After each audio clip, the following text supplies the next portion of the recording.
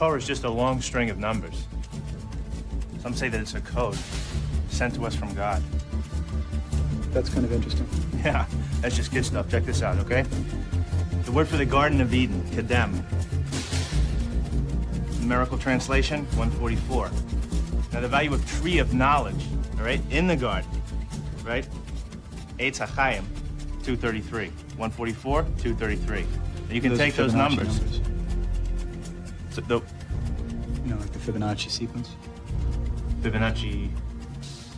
Fibonacci is an Italian mathematician in the 13th century. If you divide 144 into 233, the result approaches theta. Theta?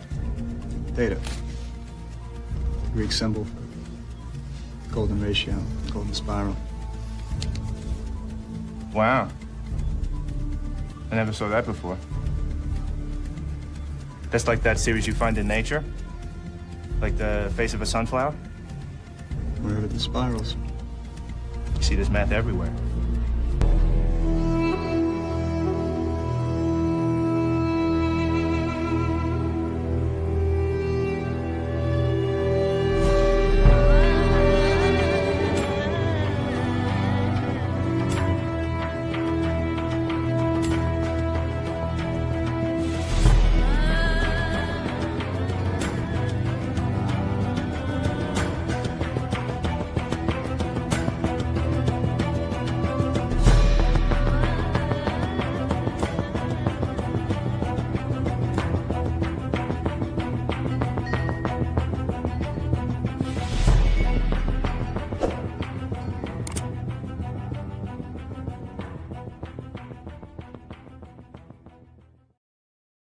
Welcome back to the Gnostic Informant, and you're about to attain true gnosis.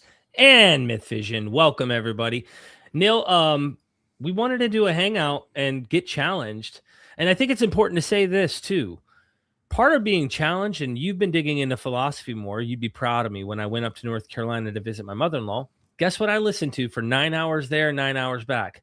Plato's Meno, Plato's, Euthyphro, Symposium? Pythagoras. I didn't get to the symposium yet. That's the good one. I've got like eight different books. And I thought to myself, part of the journey of being challenged is also learning.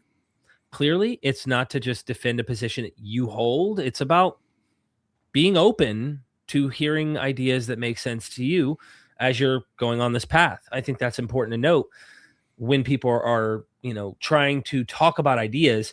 It's not just defending of you and always trying to debunk someone or always trying to be like right in every single way. You know what I mean? Yeah. And another thing about Plato is it can get some of his dialogues can be kind of dry. But it's the basis of all of Western theology, philosophy. Like there's so many ideas in that's like the primordial soup of like our culture is reading is understanding Plato and Aristotle, those ancient Greeks, if you will. Yeah. So I agree. We plan on having callers. We got some super chats already, but I was going to go ahead and pin this link. Well, let's talk. I want to talk about Jesus for a couple minutes before we let people in. Got it. Well, we're gonna drop the link. I already have some people, some few people on Twitter who had a few things to say about Jesus, what they think about him. We're gonna try to keep the topic on. What do we think about Jesus? Some people think he wasn't even Jewish. Maybe you want to make an argument for that. Maybe you want to say he was like a zealot warmonger, like you might argue. Maybe you think he was a stoic or whatever. Yeah, that's the preferred call-ins we want to do, and we're trying to get people to debate historicity stuff too, mythicism stuff too. Yeah. But even if you just want to challenge us on anything at all, just keep it. Let's not get too crazy with it. But yeah, you could change the subject up if you want. We're doing one caller at a time. And then obviously super chats we'll skip. We just stop what we're going to do and read them out, which we'll do right now, if you will. Yeah, let's do it. Okay, everybody gets... Yeah, do it. There you go. All right, Tim, thank you for the 5. Do you think Jesus was a Herodian Messiah, son of Antipater, Raymond Graves?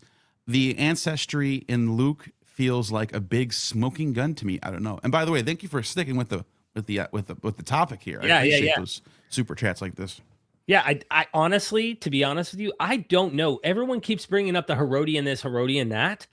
And, you do get Paul talking about his kinsman, the Herodian, but what does he mean by kinsman there too? Like, is he talking about genealogical, or is he saying, hey, you're part of the Christ cult that, I'm part of? Yeah. And therefore he's talking kinsman in a fictive kinship sense that is common in the New Testament. But the genealogy, I do not know. By the way, real quick on that, the name Herodian is a first name though. So my issue with that argument is we don't know his gens. He's saying my kinsman Herodian. Yeah. He could be named Herodian Herod, like fine, but we just don't know what his gens is. It's just his first name. That's a common name. There's a writer right in my library right here named Herodian. He's a total Gentile. Right. So it's like that doesn't mean anything. Anyways, go ahead. No, that's important. And I think, are they talking about Raymond Brown, the Catholic scholar, when they say Raymond plus Graves? I don't know. I haven't read Graves. So this is an interesting question. I would need to do further research. Is interesting. Yeah. And I want to say I'm very sympathetic to this idea because if you look at the political situation in the first century, the Roman Jewish war was just as much of a civil war between the Jews as it was against Rome. Especially if you read Josephus, talk to Steve Mason about this, there was people on the side of the Romans, and they were the Herodians. They were Herod was dead obviously, but his sons who would rule on up until basically the time of the war, and they were on the side of Rome. They were Roman puppets, if you want to use the lack of a better term. They were basically aligned with Rome against the temple Pharisees and Sadducees of the religious order, and even some of the more religious Jews were aligned with Rome. That's what the Talmud talks about this. Yohanan ben Zakkai meeting with Vespasian, making a deal, saying just don't kill these people. We'll give you safe passage over here. That type of stuff. And the Herodians were definitely pro-Roman, and it would make a lot of sense that they would be the patrons of people writing something like the gospel. So I'm sympathetic to the idea. Is there a lot of evidence? No. But I'm sympathetic to it. Thank you. So appreciate the super. Yeah. Bakken in the house. Thank you, Bakken, for the super chat. Neil, Derek, did you guys watch the playlist I sent? I haven't had time, I'll be honest with you. And did you email it to me, Bakken? If you get... I got to check this out. I didn't see the playlist, but I will check it out. Thank you for the super chat, by the way. But yeah, I just didn't have a tech. I haven't seen it, no. Yeah. When did you send it? I'll take a look right after this is over. I appreciate that. Yeah, and I just missed it. Yeah, I'm curious to know where I missed that. Yeah, they may have messaged me on Facebook. I'm not sure. Let me know. Let me know. Yeah, it might be it. I need to check that out. I'm horrible at checking my Facebook messages, by the way. Yeah. Thank you, though. Thank you. Tracy Femstar, thank you for the super chat. Idea that Jesus was born of a Roman soldier. I love this one. Yeah, I love this one. I mean, if I may, you want me to go first? No, you go. Okay, I think this is a really fun one. And I don't think there's any way to know, right? For sure. But there's evidence. There's evidence that you can make a case. Yes. Right? Where they found a Roman soldier. They have his ossuary. It's kind of his ossuary. They have his bones inside of an actual archaeological figure that is a statue of a Roman soldier whose name is literally Panthera, meaning panther. And, for the longest, scholars thought Panthera was a play or pun on Parthenos, which is this idea of birth, the divine birth. So it was a jab at the divine birth of Christ. Well, it was people like James Tabor, who I love so much, that goes off and looks for things that most scholars aren't really trying to look at, or at least reinvestigating stuff, old ideas. And he found the Roman, statue with the name Panther on it, Pantera. And he also put some pieces of the puzzle together that make me think, okay, just grant that Jesus existed. I mean, that's already a question that a lot of people who watch our channels doubt, right? But if you grant this guy's born in Galilee, Josephus talks about there being an uprising in Galilee around the time Herod the Great, Judas the Galilean. There was a serious issue in Galilee right near Sepphoris itself, being destroyed, and all this problems with the people next to Sepphoris being Nazareth. So a Roman soldier being in that area to stomp out what's going on bumps into Mary, And some scholars think there was a lot of, I can't say the word on YouTube without them dinging us, forcing themselves upon someone, where soldiers would force themselves upon the locals, or maybe they fell in love. And you can make a love story out of it, that this Roman soldier and this young Jewish woman have a child. And it would make sense if you take some of the internal logic, where the Jews accuse in John's gospel against Jesus, we were not born in, I think they say fornication. Mm-hmm. So there's like a jab at Jesus's birth in the gospels. Interesting. And so for me, the evidence is that is strong for me is Celsus. Celsus is one of the first Roman sources who actually does legitimate research into what Christianity is. Like Tacitus doesn't really know much about it. He barely mentions it. Spells the name wrong of Christus. Suetonius doesn't a few lines here and there. Nothing. They're not studying this stuff. They're not investigating it. Pliny the Younger, he comes across a group of Christians in one area, Bithynia, but he still doesn't know much about them.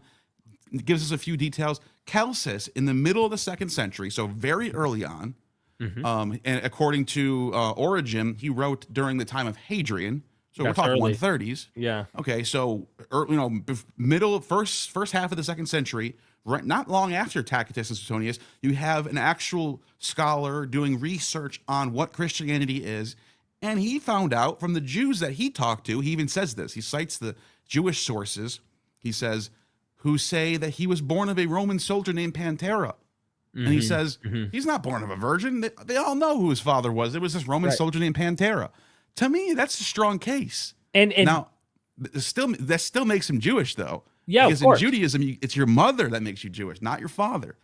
Yeah, but either way, that whole question is just a strange conspiracy theory to me that we might engage if someone comes on and they're decent in having a conversation. But what's interesting is your point. Scholars point out Celsus, this guy's smart.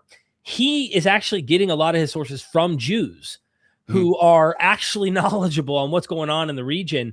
And it's funny that the accusation ends up in John.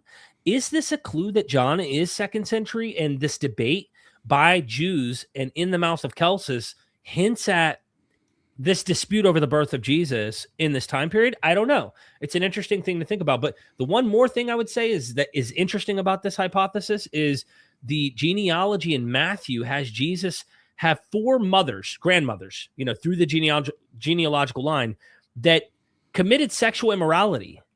So in that genealogical pool, there are 4 women in that line that are explicitly said to have committed sexual immorality throughout history in the genealogy.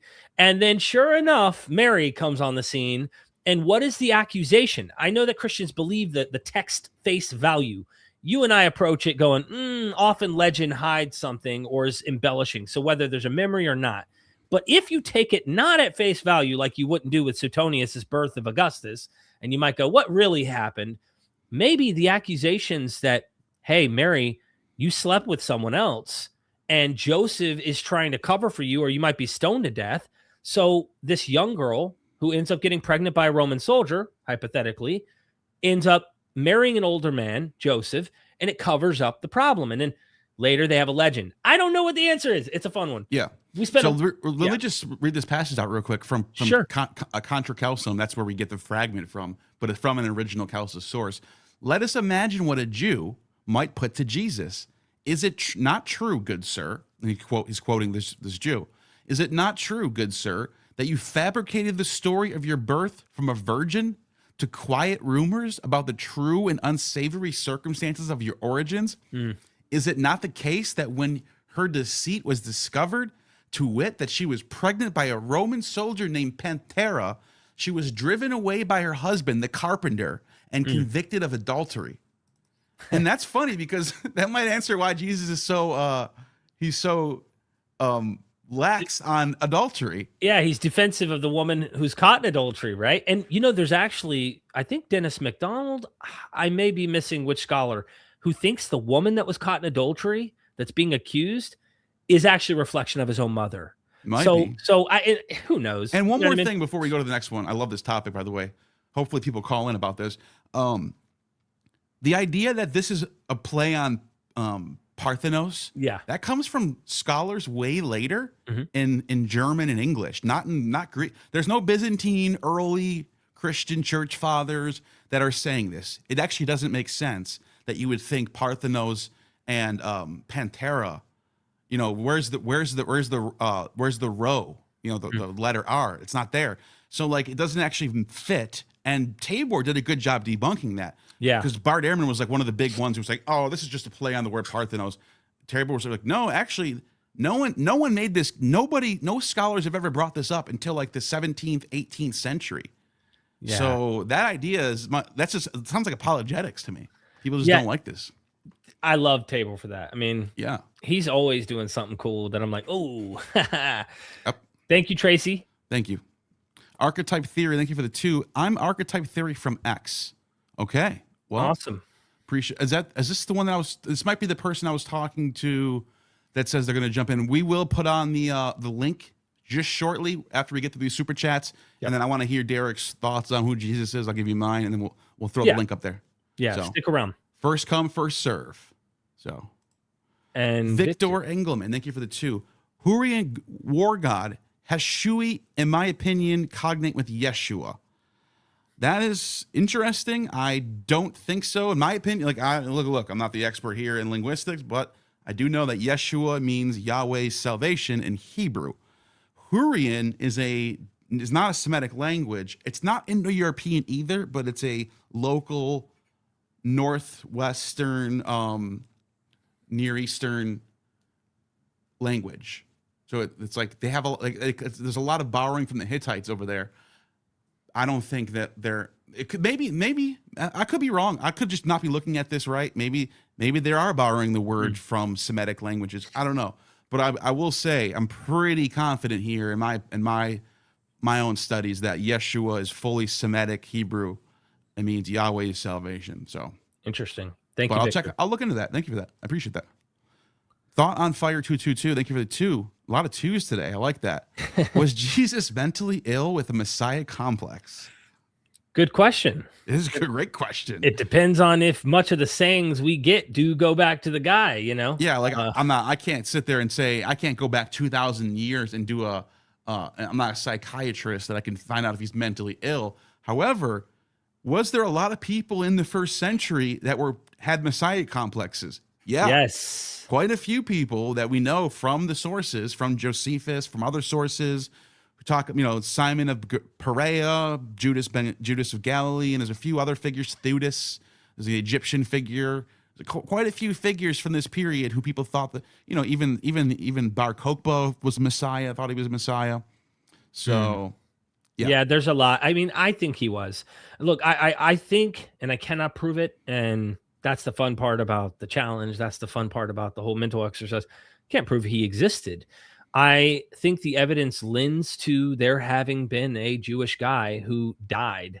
What one hell of a story. But I do think that if there was a guy, he absolutely, if he himself didn't have it, he portrayed it, even if he didn't call himself the Messiah. His followers clearly did. And we have so many examples of people like Sabbatai Zevi. We had modern rabbis who died that they believe was the Messiah, who they believe is alive still, even though their bodies are in graves. There's a lot of really interesting cult figures that you could see that have that kind of complex. And it wouldn't shock me if he had a Messiah, and I mean in the Jewish term Messiah. I'm not talking about the reinterpretation necessarily term of what we think of in Christian theology. I'm talking this guy may have been trying to actually have God come in and save Israel, rescue Israel from being controlled by Rome and all those who are collaborating with Rome and stuff. That's going to get into some of my recent inspirations, Neil, of what I'm thinking about when it comes to Jesus, and it'll be a fun thing we'll get into before we bring people on. But yeah, thank you, Thought. Yeah. Good question, though. Thank you. Eddie Moretti, thank you for the 20. Thank you very much for that super chat. Really appreciate that. Guys, if we go with the Hellenistic dating of the Torah, how does it recontextualize the Dead Sea Scrolls? Doesn't the shock of appearance of the Torah almost stimulate the writing of the scrolls?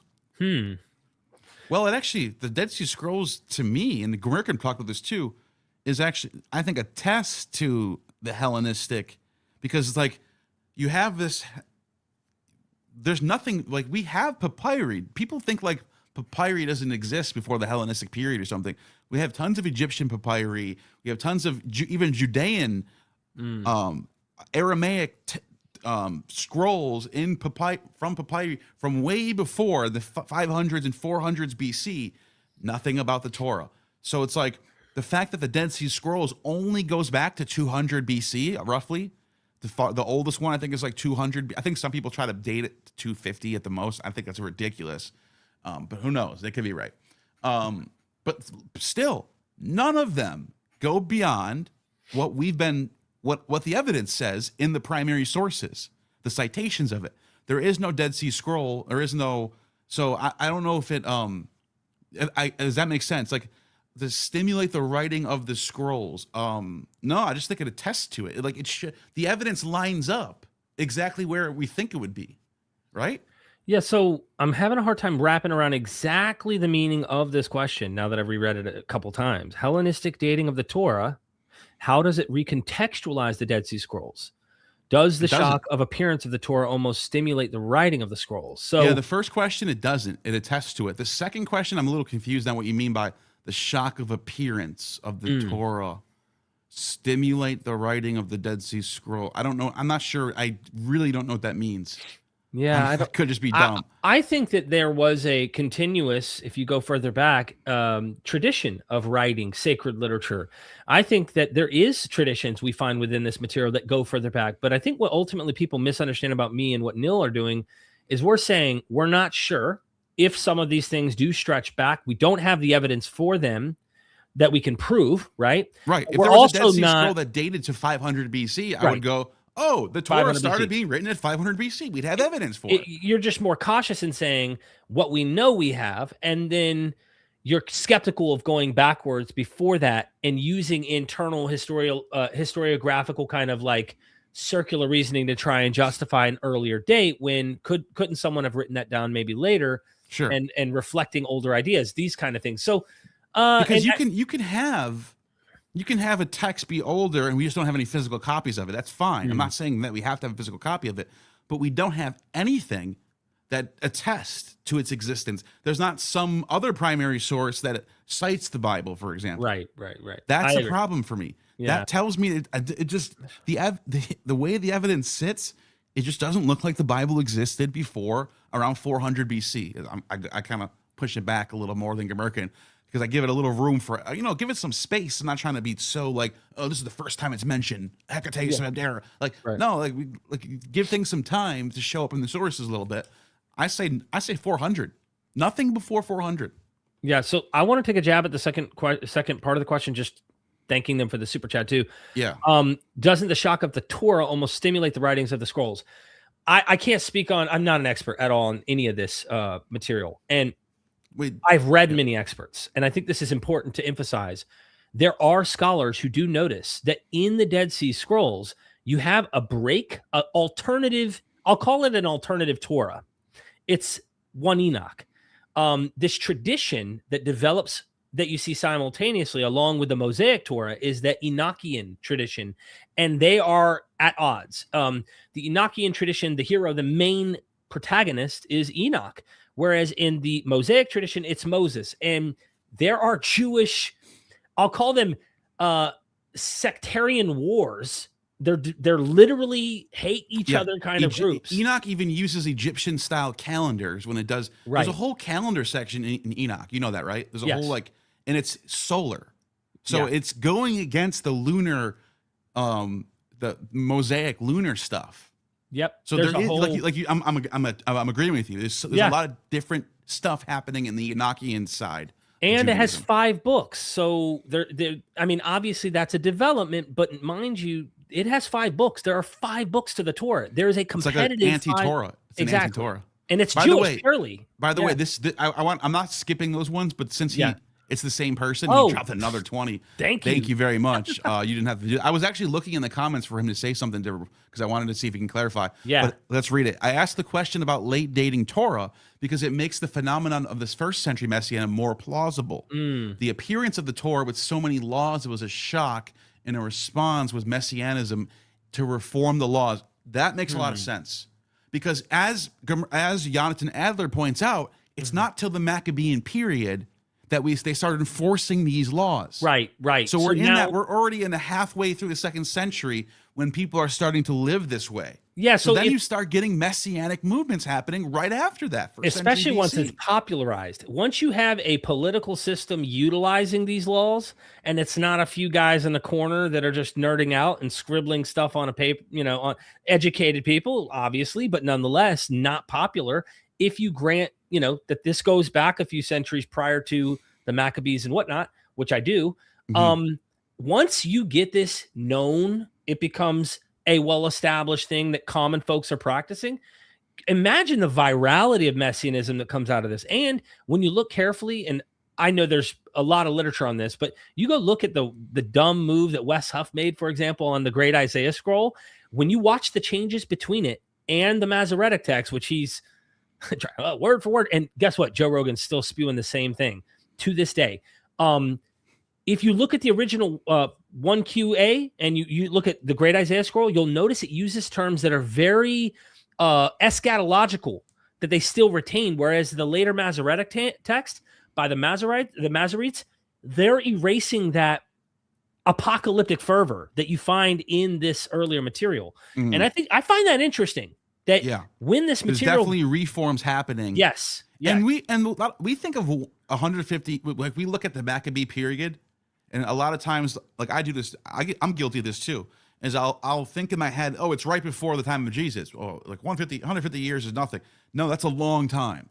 There can be a lot of reforms, a lot of sectarian struggles in between 150 and the time of Jesus. Like that's like, it's the same distance of us and Civil War. So like we're talking, that's a long time for a lot of cultural developments to happen. For sure. So thank you again, Eddie. Really appreciate it. Thank you very much, Eddie. Appreciate that. Let's see what the next one is. Gretchen Boots. Thank you for the $2. Defeats the story of JC Bing from David's line. No. Being from David's line.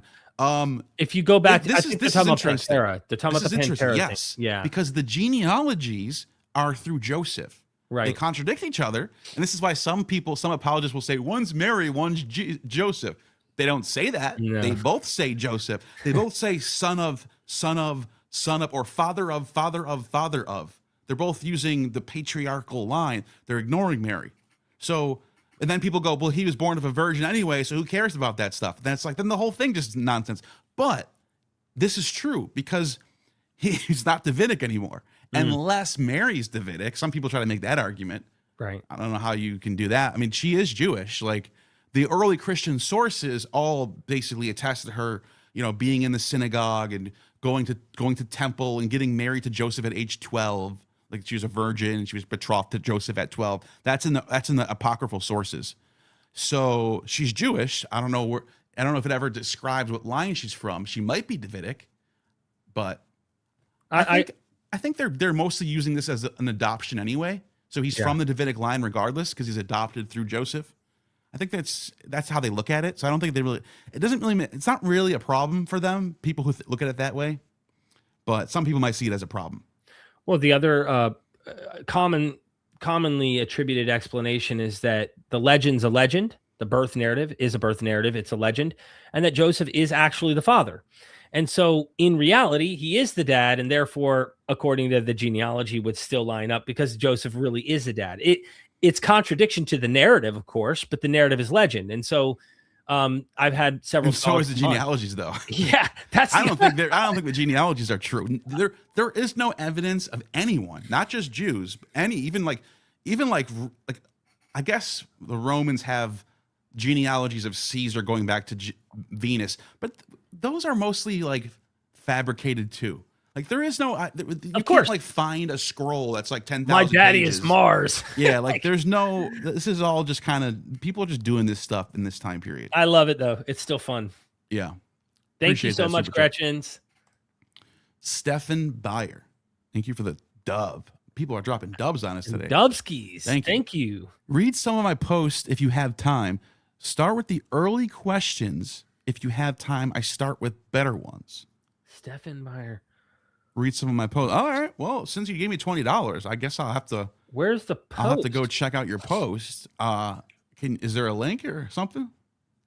I don't know. Is it on your side or my side? Because that's the other thing. I don't know. I'm scrolling up. It looks like it's on your side.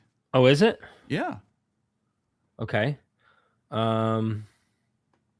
Sorry, I'm scrolling down, dude. I wanted to go to the very top to make sure I didn't miss it. Oh, there. Rabbi Jehoshua and Eleazar, and their dispute. You want me to pull them up, and then we can just go through a few of them real quick here since they super chatted? Sure. All right, here. So Rabbi Jehoshua and Eleazar and their dispute came before or after Jesus and Lazarus.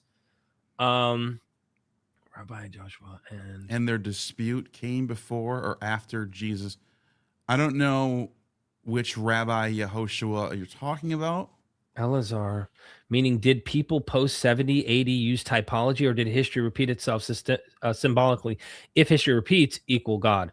Obviously, I think they use typology or some form of repeat writing is what typology is of earlier scripture. But the first part, I'm not really sure who the exact example is here, but I do know they repeat. Go back to the Qumran, sects, you'll see they're writing stuff, repeating scripture, Moses, whatever. I think this is some Talmud story because interesting. The Rabbi Yeshua, that title of rabbi is mostly a Talmudic post 70 thing. Got it. You don't really get rabbi, like even Jesus is called rabbi, but a lot of scholars point out like that just means like teacher.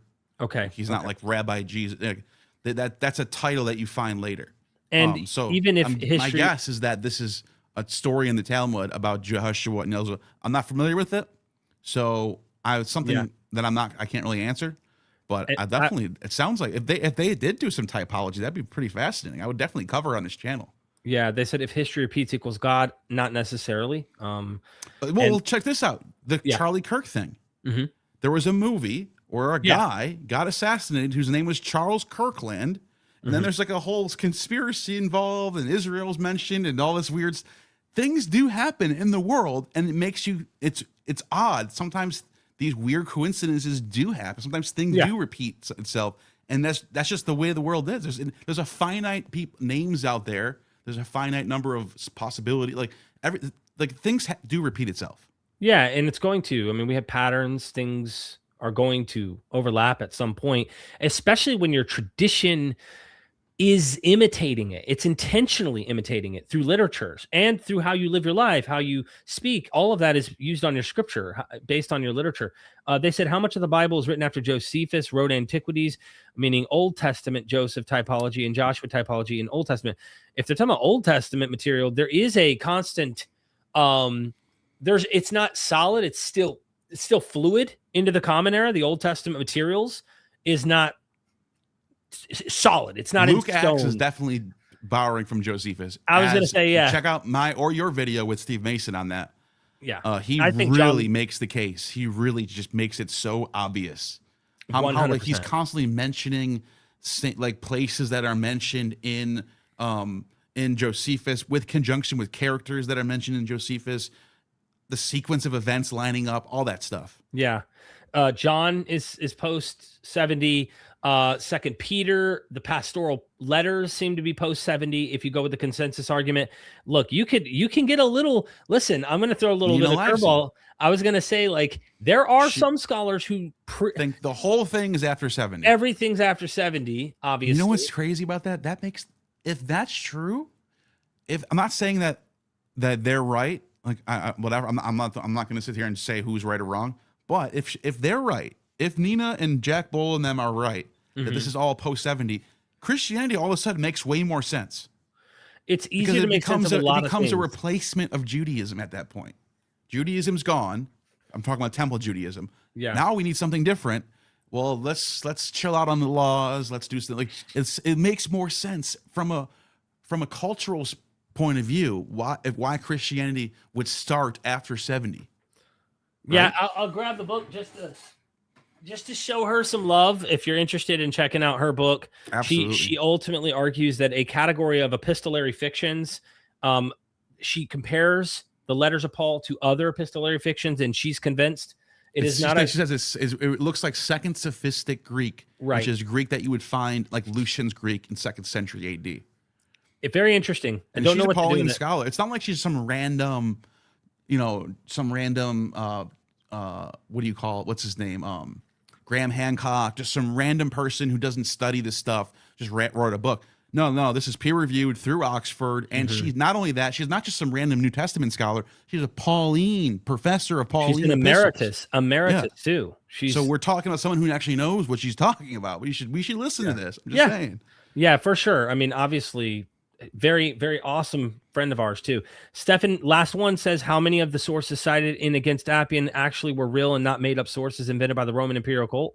I have never investigated that. I think Against Appian is it's Josephus, but I think that the one. Oh no, that's not the one. I'm thinking of another one. There was one that wasn't actually written by Josephus. This one is legitimate.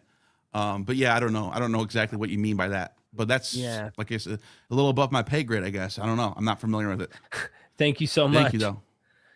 All right. Next one is Salty Crab Guy, I believe.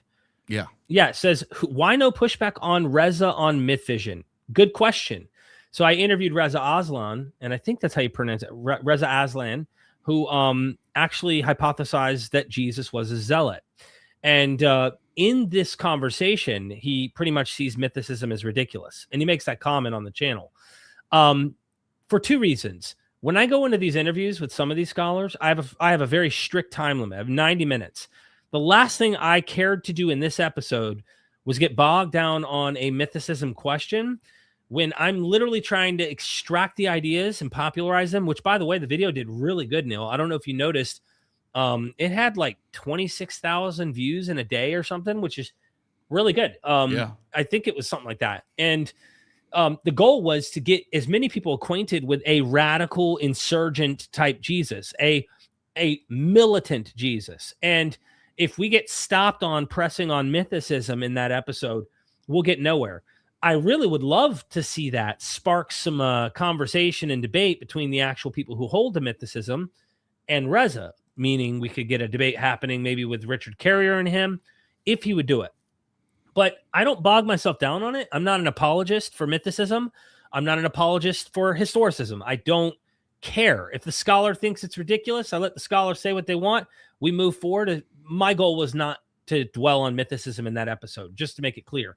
However, I would have loved if he'd have said, hey, Derek, I have 3 hours for you. I'd be like, hold on. Now, let me give you a few pushbacks and get your thoughts about it and, go from there. But that's why.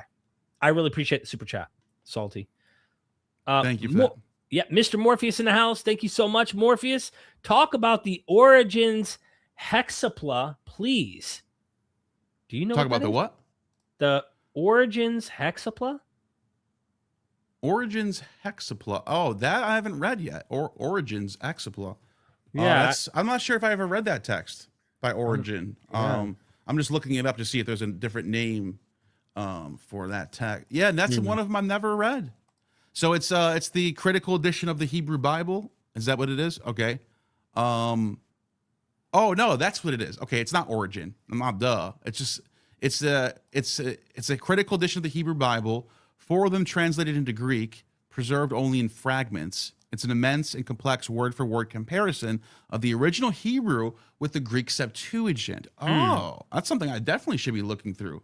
Yeah. Looks like I learned more from you guys. Like, shit.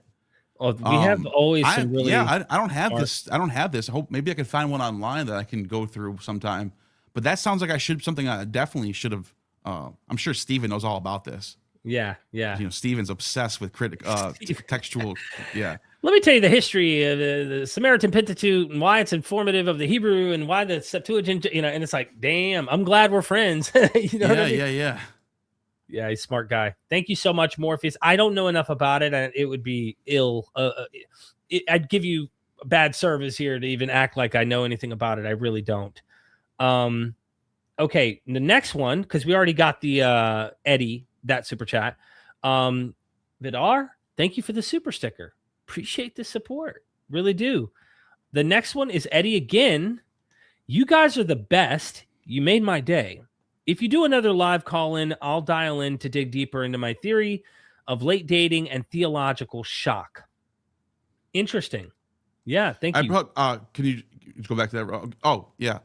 Thank you. I really appreciate you dropping so many super chats on us right now. Sure. You didn't have to do that, but if I made your day, then that's awesome. Thank you.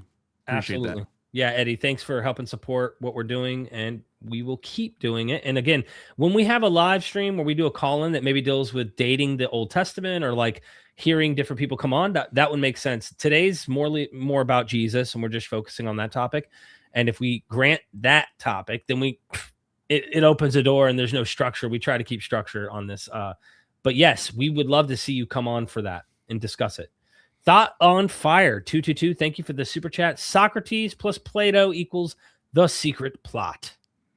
I mean, yeah. I mean, especially if you, in the Republic, for example, Plato, through the mouth of Socrates, discusses the noble lie and how to run a republic with secret agents everywhere, and controlling everything, controlling the history, controlling the laws. So interesting. Yeah. Very interesting. Thank you so much for the super chat. Dan Dave RC, thank you for the super chat. How do Christians explain that Jesus never claimed to be born of a virgin, but somehow people 50 years later knew that? It is clearly made up. And then Quran also copies it, disproving both Christianity, Islam. You want to comment on that, or you want me to go ahead? Never claimed to be born of a virgin, but somehow 50. Yeah, it's a really good question. He doesn't. I mean, but that's the thing. The people who wrote the Gospels are the ones who are saying he's born of a virgin, right? And they're also the one reporting on what he said. So we're kind of it's kind of an issue. Like, how can we even criticize it? Because they're the ones writing it. It's clear they made up that, and the Quran also copies it, disproving both. Yeah, the Quran seems to know more about the Lucan tradition, because it has like the birth of Jesus, and then maybe I think there's a Gnostic, what is it called? The clay birds. What is it called? Infancy. Infancy, yes, because Thomas. Jesus is like talking and stuff at his birth. Yeah. So it's aware of some of these early traditions of Jesus being like a child. It's legend. I mean, it's legend. So if your form of Christianity demands a actual virgin birth, literally, and all that, okay, it's your faith, and I'm not like, I'm looking at this from a historical critical lens. I'm doing it to Suetonius with Augustus. I'm doing it to, but I will say this though, Dan, Paul doesn't mention a virgin birth. And if we're going to go with the consensus that there's 7 authentic letters of Paul that are written before the Gospels, you would think that would be something you might want to mention. There's a lot of things Paul doesn't mention that are just found out later in the Gospel. Paul never mentions Joseph, for example. But Mark even then, doesn't even mention Joseph. It's still 20 years later, though, Neil. That's the problem. Even Paul's letters are still decades. I think the first one's dated in the 40s. I think maybe mid 40s, so 15 to 20 years. You know what I'm saying? Yeah, like a decade, 2 decades. Yeah, that's quite some time, man. You're right. That's a chunk of that's a little bit of time gone by. You're exactly. Sure. Yeah. What do you do with that, right? But yeah, no. Thank you so much, Dan. Great question, and love the topic. Grandpa of 10, $4.99. Thank you for the super sticker. Appreciate that. Yeah. Dan Dave's back again with another 5. Appreciate that. Can Isaiah 53 not be applied to any Jewish Messiah claimant? Example, Bar Kokhba, who was killed by Romans. There were so many of them killed by Romans. Yeah. I don't, this is actually a really good question, because I haven't investigated the whole Akiva, or Kiba, however you pronounce that, Akaba, however you pronounce that Jewish guy who thought that Bar Kokhba was the Messiah.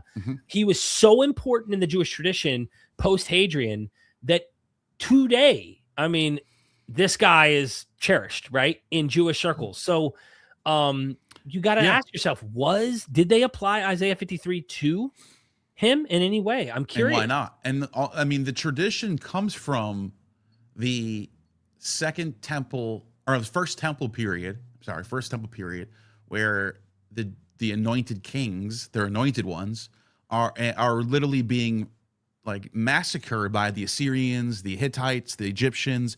You have King Josiah, one of the greatest kings of their tradition, who enacted these great reforms and really stuck to the word of God and Moses and the tradition according to the text. Well, he gets pierced. That's how he dies. He gets pierced. And a lot of people have pointed out, it looks like Isaiah is writing about this piercing. And then it becomes so you have a tradition of the Jews being, under attack and conquered and beaten and whipped and pierced. And so, you can almost see why they're going to apply it to failed messiahs. Yeah. And anyone pierced from that point forward, anyone that they thought of as someone they're cherished, messianic in their view, whatever their particular Jewish slant on interpreting that is, I could see Isaiah 53 becoming a forever thing for prophecy. It wouldn't shock me if a leader today, that many people were devout religious people, something happens to them, they go, it's prophecy. We will also be wounded like him, right? So they might still give it to Jesus, but then let him borrow some of it. You know what I'm saying? And when you write things like he's surrounded by dogs, a pack of dogs surround me, lions surround me, you're being vague. You're not saying, because in that time period, in the 7th century BCE, you would know who the lions are: the lion of Babylon, the lion of Assyria, the lion of the Egyptians, the lion of the Hittites. Like, these are lions that are surrounding us. We're just a little baby lamb surrounded by all these lions. That makes sense. But as centuries go by, and you're in a whole new culture, Roman culture, Greek culture, what is the lion? Well, maybe now it's the Greeks. Maybe now it's the Romans. Maybe it's so you can see the way the written vagueness makes it applicable to anything. It's Nostradamus, man. You know what I'm saying? Yeah, a bird will fly into a tree. Whoa, it's 9/11. That has to be. Yeah. Yeah. No, but Dan, that's a great question. I actually want to dive deeper into this, and thank you for the idea, because I want to see how they treated Bar Kokhba, and how they did think he was the Messiah, but most of his followers were in the temple that died with him. So the movement of his particular messianic movement went extinct when he went extinct. Whereas, according to the Gospels, Jesus doesn't, it's not in the same situation. Many of them flee and escape. And so the movement could continue to live in light of that scenario. Does Sonics, thank you so much for the super chat. Can you guys explain Philippians 2, 5-11 in our SV in general? Is it an argument in favor of historicity or in favor of mythicism in the form of midrash? This is a good question. Oh, that's Philippians. That's about Jesus coming down as and becoming a man. So this here. I can pull it up. Actually, you got it. If you can, because I'm on this laptop and my computer's not acting right, which is why I have to use the laptop here. And if you don't, let's read it. And here get the NRSV version. 2, 5, 11. It has to be. Does it have to be an NRSV? They requested NRSV, but you don't. I mean, NRSV. It might be worth it. Is this it right here? NRSV? Yes. There's various versions, but whatever. Okay. Oh, I gotta go through here. NRSV. Scroll down. NRSV. There. Okay. Let the same mind be in you that was in Christ Jesus, who that he was in the form of God, did not regard equality with God. Mm-hmm. Isn't that interesting? Did not regard equality with God as something to be exploited, but emptied himself, taking the form of a slave, being born in the human likeness, and being found in human form. He humbled himself. He became obedient to the point of death, even on a cross. Therefore, God highly exalted him, gave him the name that is above every name, so that the name Jesus, every knee should bend, and heaven and on earth and under earth, every tongue should confess that Jesus Christ is Lord, the glory of the Lord. Okay.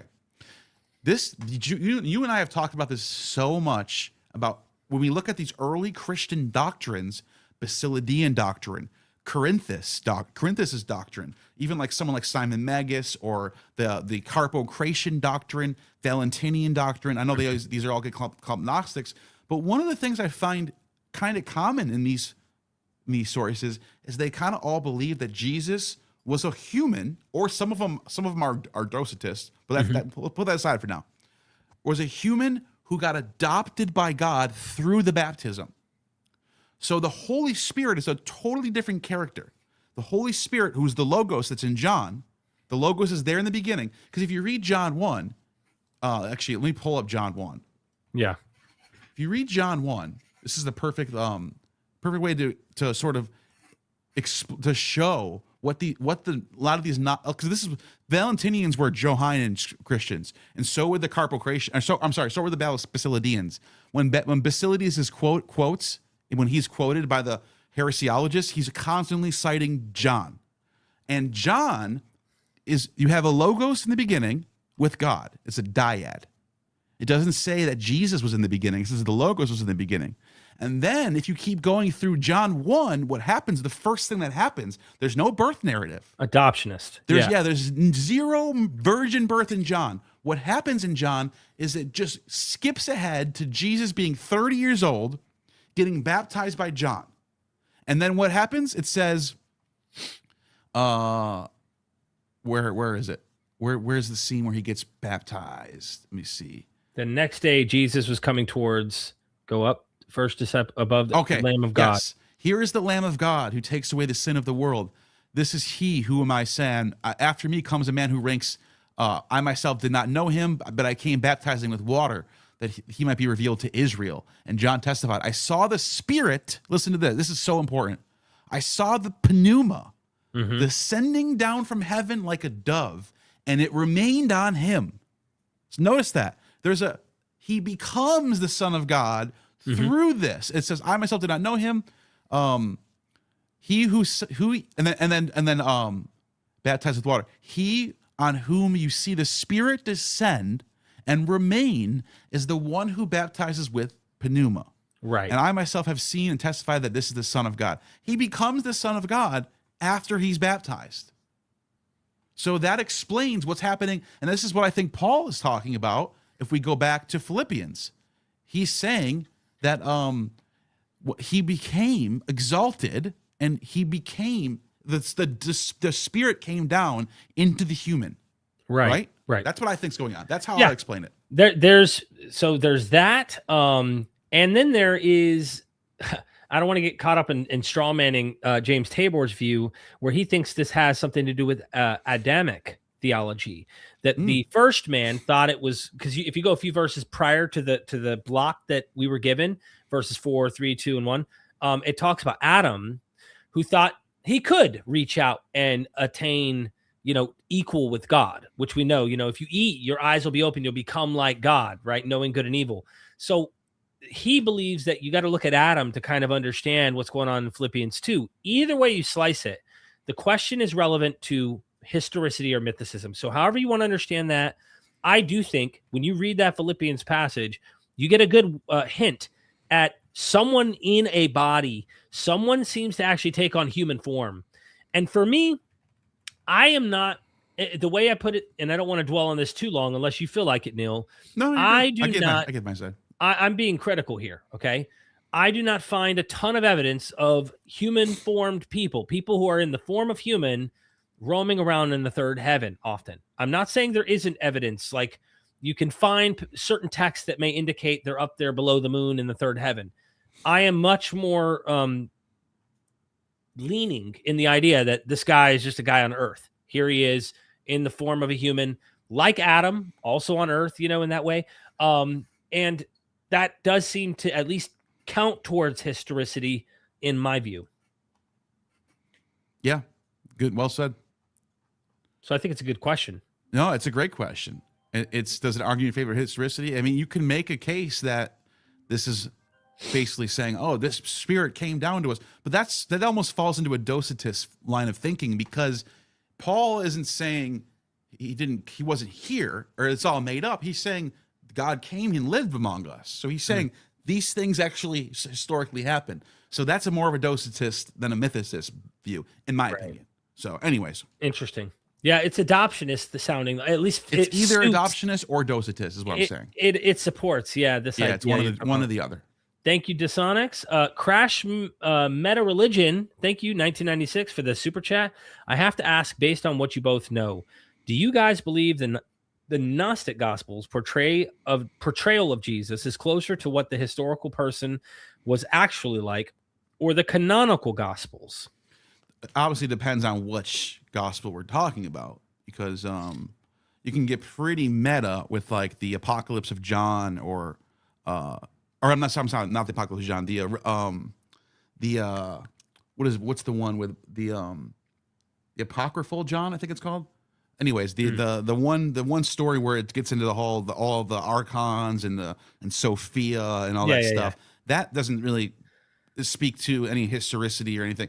But like the sayings gospels, like Thomas, well then this is just sayings. We're not really given much. This could be historically what Jesus was saying. I'm not opposed to that. It's hard to know though. It really is. I tend to think the canonicals at least reflect a more closer to what a historical Jesus would have looked like. Because for me, I'm looking at it and I just see a bunch of problems in these texts that make me think, oh, okay, hold on. Why would they change these things? They're changing them as they go. And they're using the prior gospel in order to rewrite their own.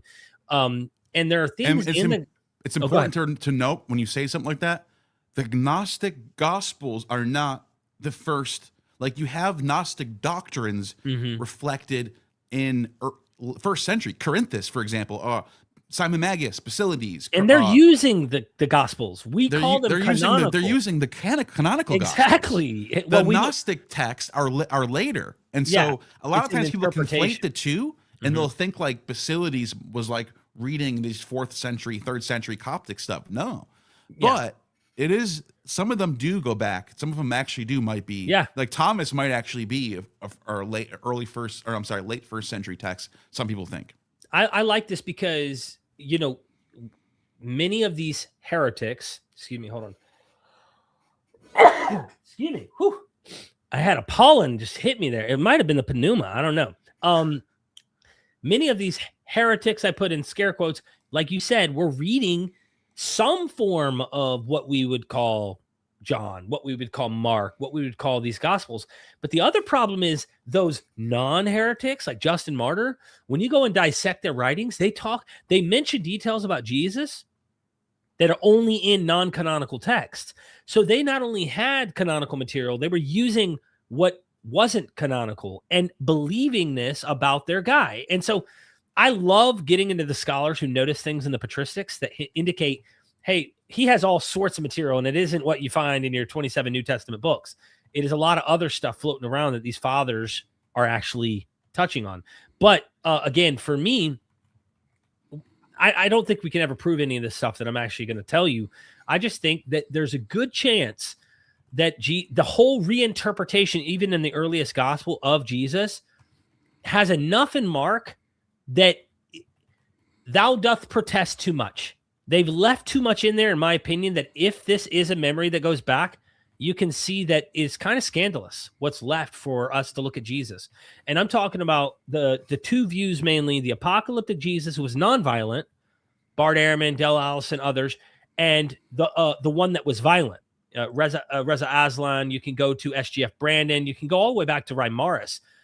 More recently, there's a scholar, Fernando, and I can't pronounce his name properly without butchering it. He's the latest, greatest with the strongest methodology that's incorporating this stuff. And this kind of gets into my view of Jesus. We were actually going to discuss a little bit on the stream, and that was, I think there's a chance, I cannot prove it, it's all trying to piece together some data, that Jesus may not have been such a nice guy, in the sense that he was probably a warrior-like Messiah. He enters the city on if you take this as a memory, he enters the city on the donkey, messianic-like. He's a messianic claimant. They claim he's a king of the Jews. He is pretty much that coin scene. The way I understand that coin scene now is, show me a coin, right? And he says, whose icon in Greek? He had many words he could have said for face, image, portrait, whatever. He goes on to say, whose icon in the Septuagint and other places was used to describe a false god, a false idol. And so I'm wondering if Jesus, with the cleansing of the temple, like this guy's like a radical. He's a radical. And even if he wasn't violent, his ideology in his mind was God's going to come in and be violent. So I find that pretty damning for the Christian theology, in my opinion, at the end of the day. It just, plus the fact that it failed, that's a whole nother thing. Like, it's all sorts of problems. Yeah. I mean, I tend to go with the idea that there was like a cynic movement that was like a Gnostic cynic movement, like the Mandeans, for example. John the Baptist's movement.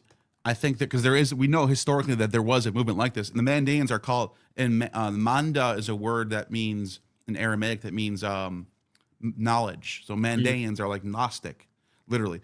And so I think there was like a movement that was anti-materialistic, very cynical movement of Judaism that was countercultural in towards the temple Judaism that they thought was more materialist, and there were these wealthy, hereditary,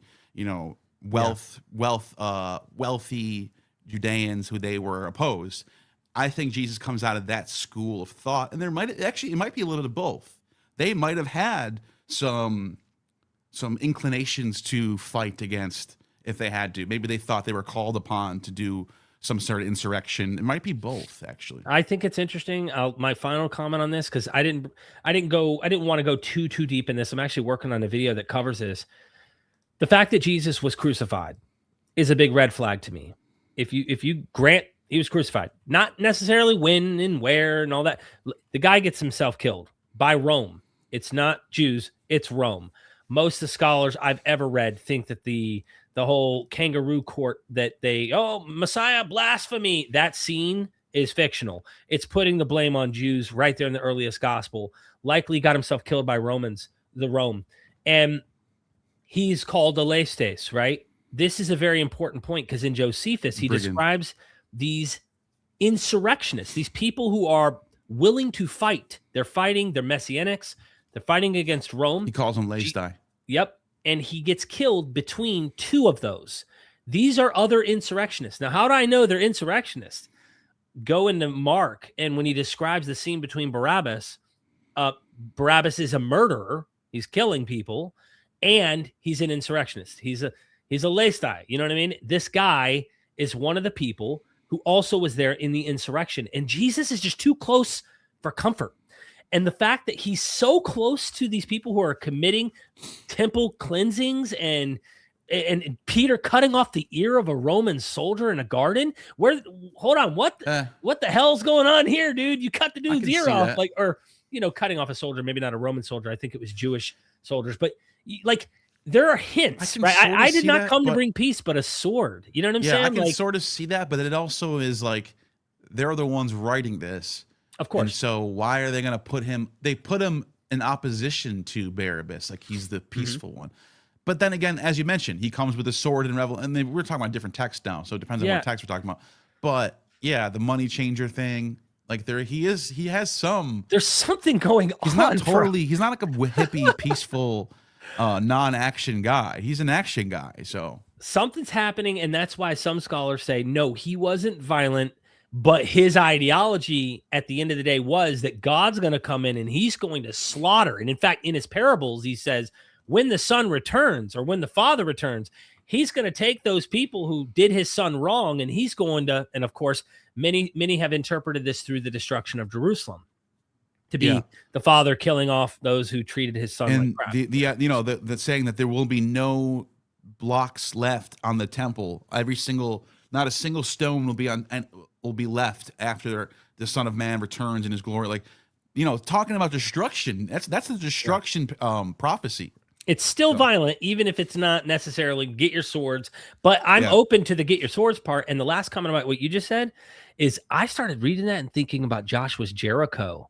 Like, here's Jesus, Joshua, And him saying not one Yes. stone will be left upon another. That's a Jericho scene. That's mythicist. In my mind. That's a mythicist Hey, point. hey. That's a point to the myth.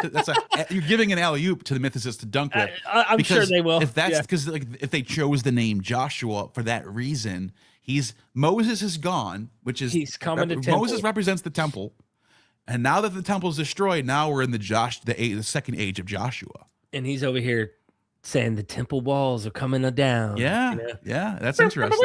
You know what I mean? Anyway, Yeah. Thank you so much for the super chat. Next one is huge $50 super chat. Thank you, Stephen. Thank you. Go ahead, read it. Yeah, so when you have time, please look at Jesus, Lazarus matching typology to the Talmudic rabbis Yahosuza and Rabbi Elazar. Interesting. Thanks. I guess I can look it up because they gave I can do. What's the passage? Did they give us the passage number? No passage number. But Stephanie in the chat, if you're there, you don't have to send another super chat. You already gave us enough. Please just write in, and I can look this up. I can ask ChatGPT. I'm gonna screenshot this and investigate this later just to see what's up with that. So Talmud. So if you're in the chat right now, please just. I can ask ChatGPT.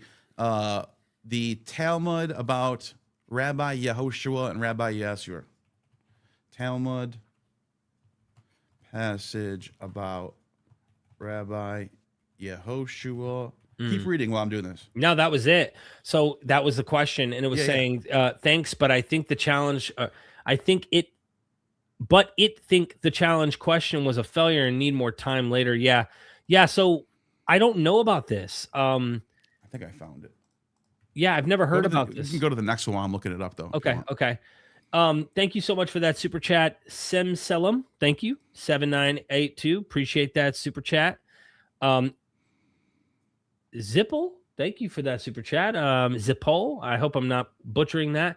Does Judas get his daughter-in-law pregnant, which becomes the seed of David, which is the seed Jesus, who is the seed of God? Okay, there's a lot here. And I was thinking, Judas, hold on, Iscariot? No, you're talking about the Judas in Genesis 48, I believe. He does get his daughter-in-law pregnant, and ultimately the seed of David is out of that lineage, yes. And of course, out of the lineage of David, supposedly in the New Testament, we have a genealogy that goes from David to Jesus. But the seed of God is a different question from the seed of David or the seed of Judas. So that's why you ultimately get this divine birth narrative. And when I see the divine birth narrative this way, I think of demigods, especially by the New Testament period. You're talking a Hellenistic world. It's Mediterranean birth narratives. That's due for the course. Everybody who's got this kind of birth narrative, they're aware of it. However, you can find these kinds of narratives in the Hebrew scriptures. You will find the most obvious one is the birth of Samson. If you're looking for an interesting article I loved, it's called A Strange Biography of Samson. And in that biography of Samson, they go over the story of Samson and Judges. And whoever the editor of this text was, did not want, they put the angel of the Lord in there because it's clear that God ends up having intercourse with Samson's mom. And the dad's jealous. Josephus documents this in his rewriting of the Jewish scriptures. And he could tell that the husband is jealous because this angel of the Lord, which is supposed to be God, is interacting with his wife in a field. We also have law codes where that gets in a sidetrack. So anyway, definitely worth looking at that. But the idea of the seed of God, it's a birth narrative later. I would just say your question definitely comes from Judas, down to David, down to Jesus. That is the line that they are drawing in the Bible, which is odd to me that I'm not sure, Neil, why people would think he wasn't Jewish. I'm even the text seemed to indicate or imply it's 100%. Is this? Yeah, I don't understand. I wasn't paying attention. Did Judas get his daughter-in-law pregnant, which was the seed of David? Yeah. So, did Judas get No, his I'm just asking an additional question on so top first of of all, when Jesus meets the Samaritan woman in John, she literally says, "You Jews are not allowed to talk to us Samaritans." She calls him a Jew. Jesus even says, "Oh, you were right to say this because salvation is from the Jews." Right. agreeing with her. He's a Jew. That's case closed. They just ignore this. You bring this up. It's like they have a force field around their brain. Luke They're not says allowed. he was circumcised. Oh, no, they're just like totally goes around them. And then you bring up like the genealogy goes back to Judah. Yeah. And you talk about how he says he's practicing. He gets circumcised on the 8th day. 8th day in Luke. Yeah. He goes to Hanukkah, celebrates Hanukkah. He goes to Passover. He's to the synagogues debating other Jews all day long, like Jews do. He's culturally, religiously, ethnically, he's a Jew in every single way. I don't get it. It's such a conspiracy. He's more Jewish than Jews today. Yeah. Yeah. Seriously. Yeah. Literally. I mean, as much as you can be, you know what I mean? Like, my goodness. Biologically, I'm speaking, DNA wise, obviously, it goes back closer to that period. But whether Judah even existed is another question. But either way, they still have had this constructed concept as a people way back then. So Dustbuster Dust 6237, thank you for the super chat. I'm deconstructing. Any good book recommendations? Neil, you have probably a different go-to in your mind than maybe I would have in mine. It depends on what the person's wanting to. I'm deconstructing any good book recommendations. I mean, you're deconstructing. I'll give mine, and I'll let you have a second, okay? For me, and I'm only speaking for me, when I started deconstructing, I actually started to be aware more of science. I had no freaking clue, dude. I was a young earth creationist for like a decade of my teenage years into my early adulthood. I was like wrestling with this. I knew people were old earthers, but I'm a fundy, right? I believe the Bible, literally. And I did not believe evolution was true. I thought it was a lie. I read that book, A Case for Christ, A Case for Creator by Lee Strobel. Both of those books I read. And when I deconstructed, I started to look more into science was my thing. There's a book called The Believing Brain. That was fascinating on understanding why we believe. It showed us how superstitious humans are, and even more than animals. Like every other animal on the earth, which we are animals, we are more superstitious than they are. And so I recommend those kind of books, but that's just me. It gave me a firm grounding in a scientific worldview that helped me try to look at reality and ground my things more into the natural world instead of magic, demons, monsters, that kind of stuff that I once believed. But you might have something different. That's what came to mind for me, Neil. Yeah, I would get into some comparative mythology stuff. That's what I would. I mean, I'm just going on my own experience. I did do that before I got into the science stuff. So yeah, I think read like Bruce Loudon's Greek myth in the Bible. That's one that's a really good one. Bruce Loudon. Let's see. If you want to talk about if you want to get into the dating of the Old Testament, Russell Gummerkin. Jonathan Adler's The Origins of Judaism. I think I have it right here. Here it is, right here. Jonathan Adler, Origins of Judaism. Yeah, what are they into? That's the question. It's more scholarly, but it's easy. It's not hard to read Jonathan Adler. He's very, it's easy. It's not hard. You know? Yeah, it's just a question, Dust, of what your thing is. What are you into right now? And then I can help recommend you. Like if you said, hey, I don't care what anyone said. Oh, Christ Associations, John Kloppenborg. That's a good one. Oh, and I don't care what anyone says. If you're into like more popular, this Catherine Nixie is does have a master's degree, and this book gets hated on a lot. Interesting. A lot of people want to hate on this book. I like it. And I'm not the only one. There are actual professors in classics who give this book a thumbs up. Darkening Age by Catherine Nixie. It goes through the history of Christianity and the sort of impact it had on the world, negative impact.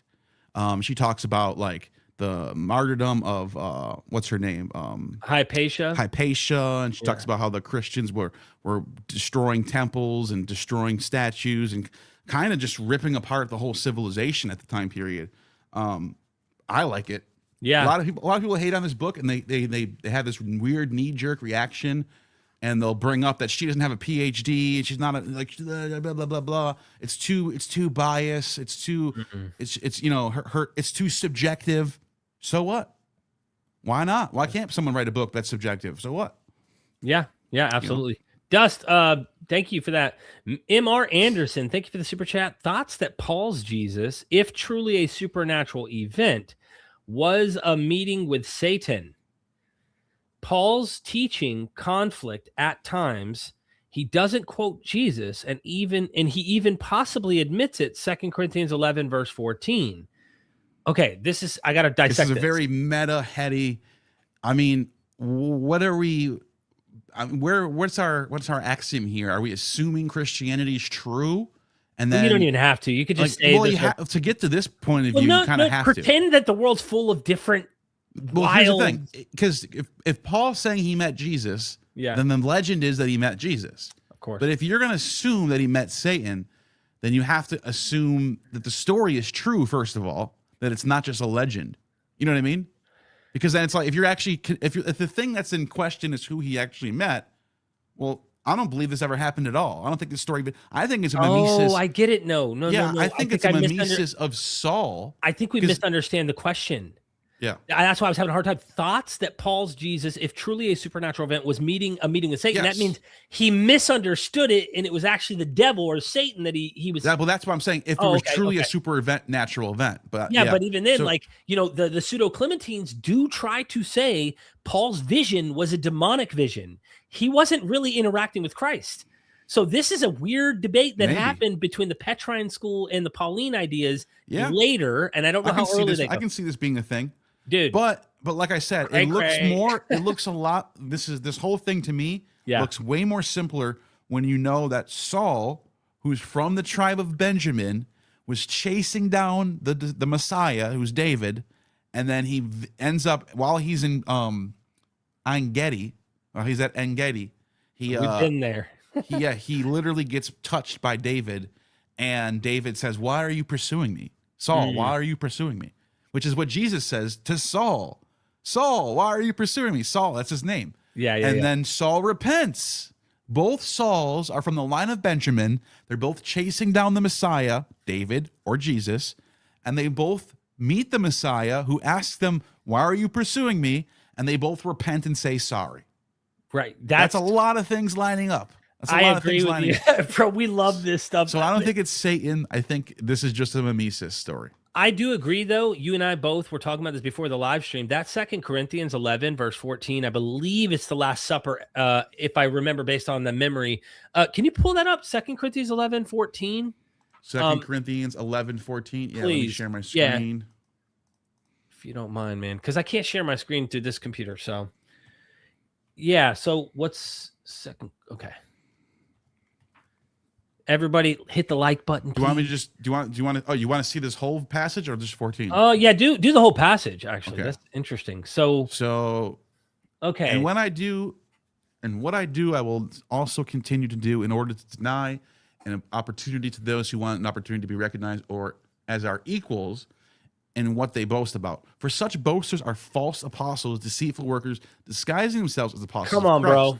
And no wonder, even Satan disguises himself as an angel of light. Mm-hmm. So it is not strange if his ministers also disguise themselves as ministers of righteousness. Their end will match their deeds. Keep going. Go down to. By the way, 17. This is what a lot of people cling to this as the whole Lucifer thing. Yeah. Because Lucifer is obviously a mistranslation of Isaiah. Right. Not a mistranslation, a misunderstanding of Isaiah, because it's about Babylon, not Satan. The king of Babylon. Anyways, the people try to go, but what about this verse? It's like, so what? Anyways, I repeat, let no one think that I am a fool, but if you do, then accept me as a fool, so that I too may boast a little. What I am saying in regard to this boastful confidence, I am saying not with the Lord's authority, but as a fool. Since many boast according with human standards, I also boast. Go down to 26 real quick, just so everybody can see in the same section. On frequent journeys, in dangers from rivers, danger from bandits, danger from my own people, danger from Gentiles, danger in the city, danger in the wilderness, danger at sea, danger from false brothers and sisters, in toil and hardship, through many a sleepless night, hungry and thirsty, often without food, cold and naked. I'm looking for the cup, the proclaim the Lord's death until he comes. That's a different passage. 1 Corinthians 11, 26. Yeah, should be. Maybe. I'm in 2 Corinthians. I don't know why I'm in 2 Corinthians. Thinking, okay, but by the way, that's interesting. You brought that up. Is it Second Corinthians? I thought you said Second Corinthians. It is second. My dumb. No, I was in Second Corinthians. That's why I thought of the Lord's Supper, because I was in Second Corinthians. Okay, I had them backwards. The fact that they brought that up, though, that's a dispute between the groups. So Mr. Anderson is actually trying to highlight the thing I was saying about. Wait, but I was in Second Corinthians, though. Right, you were correct. Okay. I was thinking 1 Corinthians because that very passage in 1 Corinthians 11, there's the Lord's Supper, the night he was handed over. Yes. That's 1 Corinthians. Yeah, and he says, I received from the Lord, not from Peter, not from James, not from tradition, even though that is a possible interpretation, but unlikely when Galatians says, I didn't get nothing from these guys. And he goes out of his way to really try to distance himself from the actual disciples, right? So I think there's some serious beef going on. 2 Corinthians 11 that we just read with your context. 1 Corinthians 11, that's why my mind easily made the mistake, is talking about that night he was handed over stuff. But great observation, and pseudo-Clementine literature goes further and questions the vision that Paul had, calling it possibly demonic. So these are other Christians who are saying, Paul, Peter, James, the disciples, they walked with him. They listened to the man himself tell them the teachings. And so you already have Jerry Springer right there in the New Testament, in my opinion. By the way, I'm trying to find this passage. Oh, I think I found it. Here we go. Okay. The one from the earlier who gave $50. Yes. But I don't know if it's Yohanan. I'm not finding anything with YEHUA. I'm just confused on what I need. Can you email me? There's so many YEHUAs in here. I'm having a really hard time finding exactly what we're doing here. Hold on a second. YEHUA. Okay, I think I found it. I think I might have found it. But it's just because, like, okay, this is what I asked ChatGPT, and it says, Yohanan said to Eliezer, give me your hand, and he stood up and healed him. That's Yohanan. That's not Rabbi YEHUA. And then it says there's a second separate story in Sanhedrin 68a involving Rabbi Eliezer on his deathbed being visited by Rabbi YEHUA. Okay, let's see that one then. Right? Can that be it? I don't know. I want to make sure we get to that. So if they could email me or you and ask further clarification. Here, I found it. I'm gonna read it real quick since they did pay. Please. Okay. Yeah, please. All right. Share your screen or yeah. This is from Sanhedrin 68a. It says the Gemara asks, did Rabbi Akiva learn these halakhat from Rabbi YEHUA? But isn't it taught in the Bereta? When Rabbi Eliezer took ill, Rabbi Akiva and his colleagues came to visit him. He was sitting on his canopied bed, and they were sitting in his parlor. They did not know if he'd be able to receive them due to his illness. And on that day was Shabbat Eve, and Rabbi Eliezer's son Hyrcanus entered to remove his phylacteries. Phylacteries, as phylacteries are not worn on Shabbat. His father berated him, left him reprimanded. Hyrcanus said to his father's colleagues, it appears to me that the father went insane since he berated me for no reason. Rabbi Eliezer heard this and said to them, he, Hyrcanus, and his mother went insane. How could they neglect Shabbat preparations? I don't know. I don't see it. I don't know where it is. Yeah, I'm curious to know what the typology is here. It won't shock me if there is. No, it wouldn't. It wouldn't. You know, but I got to know exactly. Is this it right here? Rabbi had just stood on his feet and said, the vow is permitted. The ostracism that was placed on Rabbi Eliezer is removed.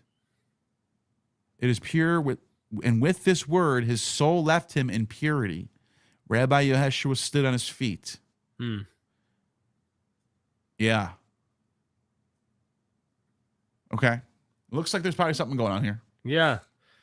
Well, thank you so much again, Stefan. If you would email us the specifics, that would help us out. I really appreciate it. Kevin Hogan, thank you so much for that super chat. I don't know if that's Saidi. Messiah, 4 kinds in Old Testament. 1, king of Persia. 2, prophet. 3, temple high priest. 4, royal ruler of Israel. So you have a king, you have a king of another country, Cyrus the Great. Prophet, you can go through several prophets that would fit this idea, and then temple high priest. Jesus could have become any of those things, but we know nothing about Jesus.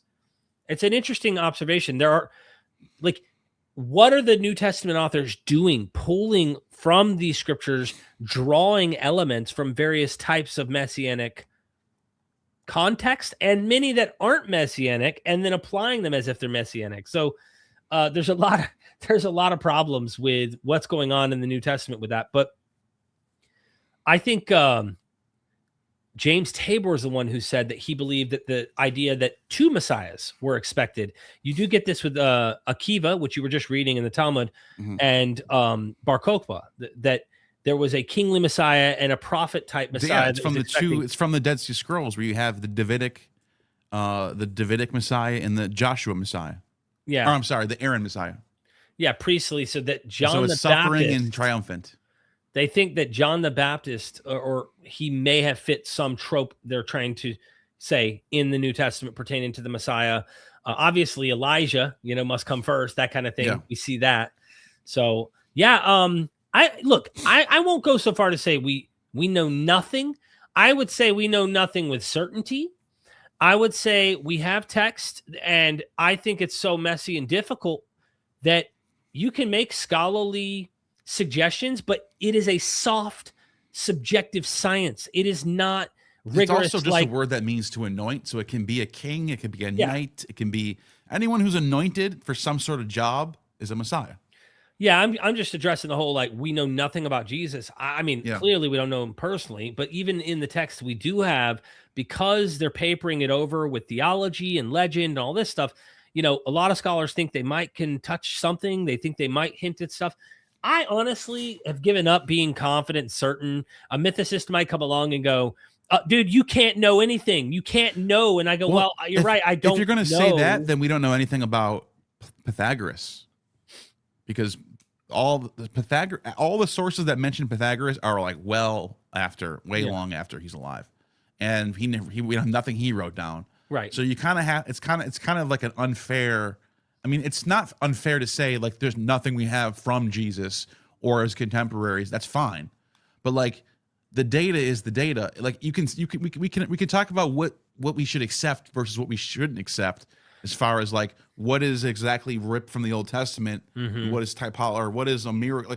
But how do we know, right? You see what I'm saying? Yeah. And I think you and I would agree with Kevin here in simply saying we don't have that kind of confidence. Sure. But we might have some moments of a little more confidence than others, but we're not acting like we got it or we know. You go and read any serious academic on Jesus research from some who say it's a lost cause. The quest is a lost cause. Don't try to find out who he is. To others who say, no, he's like this. And they will argue and debate it. And then others who go, sorry, he's like this. And by the way, probably equal IQ levels of very intelligence, and they can't agree on what they're looking at. And I'm sitting back here with popcorn going, today I'm a rebel Jesus follower. Tomorrow I might not know if he existed. And, I'm just on a journey learning. And I think it's hilarious when you see some of these more mainstream biblical scholars who are just looking at the Gospels and it says Judas did this, and so he did it. Just taking things at face value, and that to me is horrible methodology. You almost wonder how these people even have PhDs that they're doing it. Judas was a real person. I think he betrayed him because he was mad about this, and you're all just speculating on why he betrayed Jesus. Dude, it's so clear. This is a genre. It's not it's a specific kind of biography that we shouldn't take at face value. The genre it's in a class of its own, and it's rewriting the Old Testament to make a new story about the Messiah. You can't just take these stories at face value. They're not. That's the hard part. You cannot take these stories at face value. You can't. Yeah, and when you do, you see the typology, you see the rewrite, you see the fiction, and you have to be very cautious on what kind of are you stepping on what looks like something solid, but it's not. You don't know. You don't know what's up. That's the problem. Tracy, thank you again for the super chat. But you didn't think Isaiah is Hellenistic. But don't you think Isaiah? Oh, sorry. Oh, okay. Yeah, I mentioned because I was talking about Josiah and Isaiah being the pierced one. Now, I've been clear about this from day one. I do think that there are sections of the prophets, for example, and even like Genesis, for example, that do go back to an older period of time. But the form that we have it in now is Hellenistic. No doubt. So I think there might have been an older version of Isaiah that does probably date back to the Persian period, and writing and hearkening back to when they lost their temple, when they lost the kingdom. They're looking back at Josiah and what a great king he was, attributing stories to him. I don't think there is really. I mentioned earlier in this stream that he did these reforms. I don't actually think those reforms happen. I'm doing an internal critique of what the text says. Yeah. So I'm just taking the text at value. They look at him as the king who enacted these reforms. So Isaiah wrote this story about this great king who got killed and blah, blah, blah. And he sort of represents Israel and Jacob himself. But I'm saying I think this was written later. Now, how much later do I know? I don't really know. It's hard to tell. But I'll tell you this that I know. Isaiah mentions King Cyrus's name, and he supposedly lived 200 years before King Cyrus. Right. So Isaiah gets dated to like 700 BC by some people. It gets divided into first Isaiah, second Isaiah, Trito Isaiah. I'm just saying Isaiah in general is dated to 700 BC. That's when the prophet lived. Right. Most sane scholars, even the ones who are more on the maximalist side, know that he didn't mention Cyrus's name as part of a later version. Yeah. But here's the thing about that. So now we know, at the very least, there's a section of Isaiah that's written way later, post King Cyrus. So what I'm saying is, I think it's more than people think. Yeah, I think most of it's after Cyrus. You're thinking there is a tradition that may go back. What was that? You might laugh at it if you saw it. We don't know if the second Isaiah is really the original that went back, because even that's been touched up by the final redactors in the Hellenistic period. And this is why Ian Young on your channel and mine, we both interviewed him, and there's a fluid, the text is still being shaped and formed by Jewish scribes in the Qumran material. So you can see them changing. So like, we suspect some goes back, no doubt. I really don't think it ex nihilo just pops in out of nowhere. And I think that even if some of it may have been written, let's say ex nihilo at some point under the Persian period, they probably had sources that we don't have today. Exactly. So like they had sources, even if it's oral, even if it's like just one of the elders telling them, here's the link, here's how the kings were. The first king was David. The second king was, and then that could be part of the tradition. They could have had text. Who knows? It's fun to speculate. We don't know. The point I'm making is, I don't think there was a prophet named Isaiah walking around predicting the end is going to come and that Israel is going to get conquered. And then it does happen, and it happens. I think that was written later. I have one for you. I think all the prophets are written later. So what do you think? I'm just being clear on that. So I've got an interesting one that might. Let me just say something real quick on this. And I want to hear your thoughts. Just think of how silly this is. The idea that there's a whole genre of Israelite prophets. I'm not saying they're all the same. They're not identical. They say different things. There are different forms of poetry in the prophets. I get that. I've read them all. Right. But what they all have in common is they're all predicting the destruction of Israel. They're all saying, woe to Israel, woe to the Ammonites, woe to the Philistines.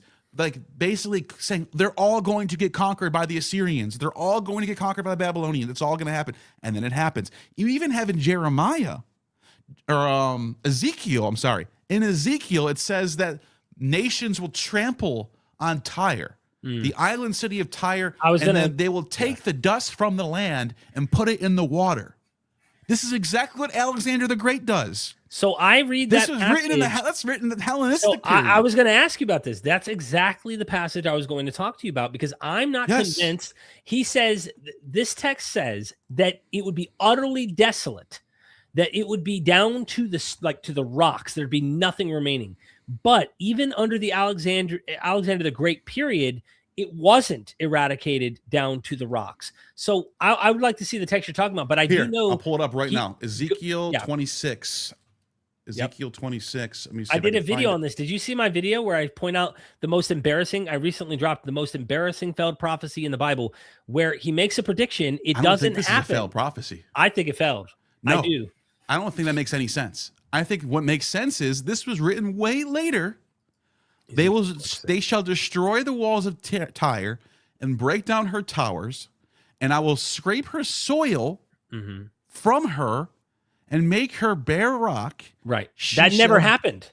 Yes, it did. Alexander never made the Great. It bare rock. It was not. It was still a thriving city even after Alexander the Great went in and conquered. They made a deal. There was no destruction. In the Hellenistic period, the land was all ruins, and the city. They did build a bridge. I know. Yeah. The city was on the island bridge part. Right. So this would have sounded like a fulfilled prophecy to someone living in the 200s BC. Well, here's the reason why I think it's. But let me finish this though. She Go shall ahead. be in the midst of the sea, a place for spreading nets.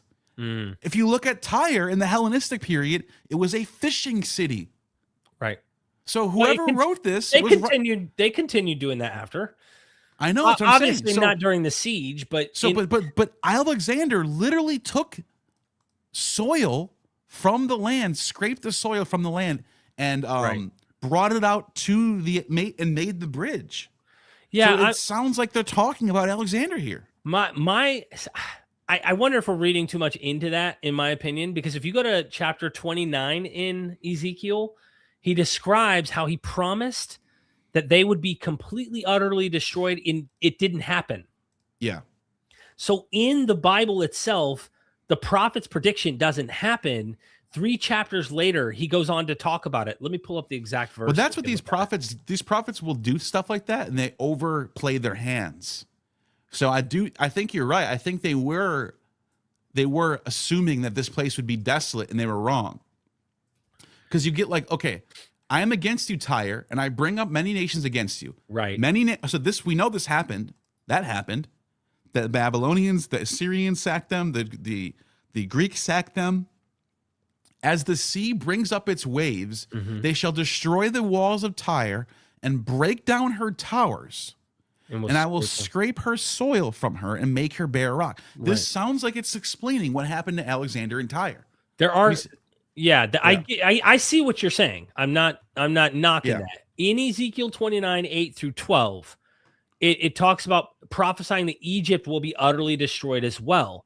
I will make the land of Egypt a desolation and a waste, and that it will be uninhabited for 40 years. No human foot will pass through it. No animal foot. Egyptians will be scattered among the nations. You're absolutely right. Yeah. So what I think's going on here is I think they use legitimate history, and then what they do is, this is what I think is going on with these prophets. They're written later, and they're backdating themselves, and they're actually inserting things that actually happened. And then they're going beyond that to try to politically maybe scare, or maybe a taunt, or maybe try to get people to think that, oh, you're going to be destroyed. You know what I mean?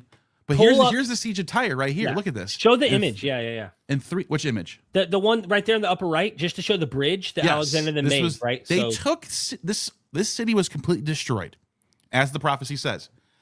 Alexander took a bunch of rock from this city and used it to construct a wall here. So the old city was literally put into the sea, all the ruins from it. Right, exactly. Now it go says to verse, right here. Look at this. Alexander responded by besieging Tyre for 7 months.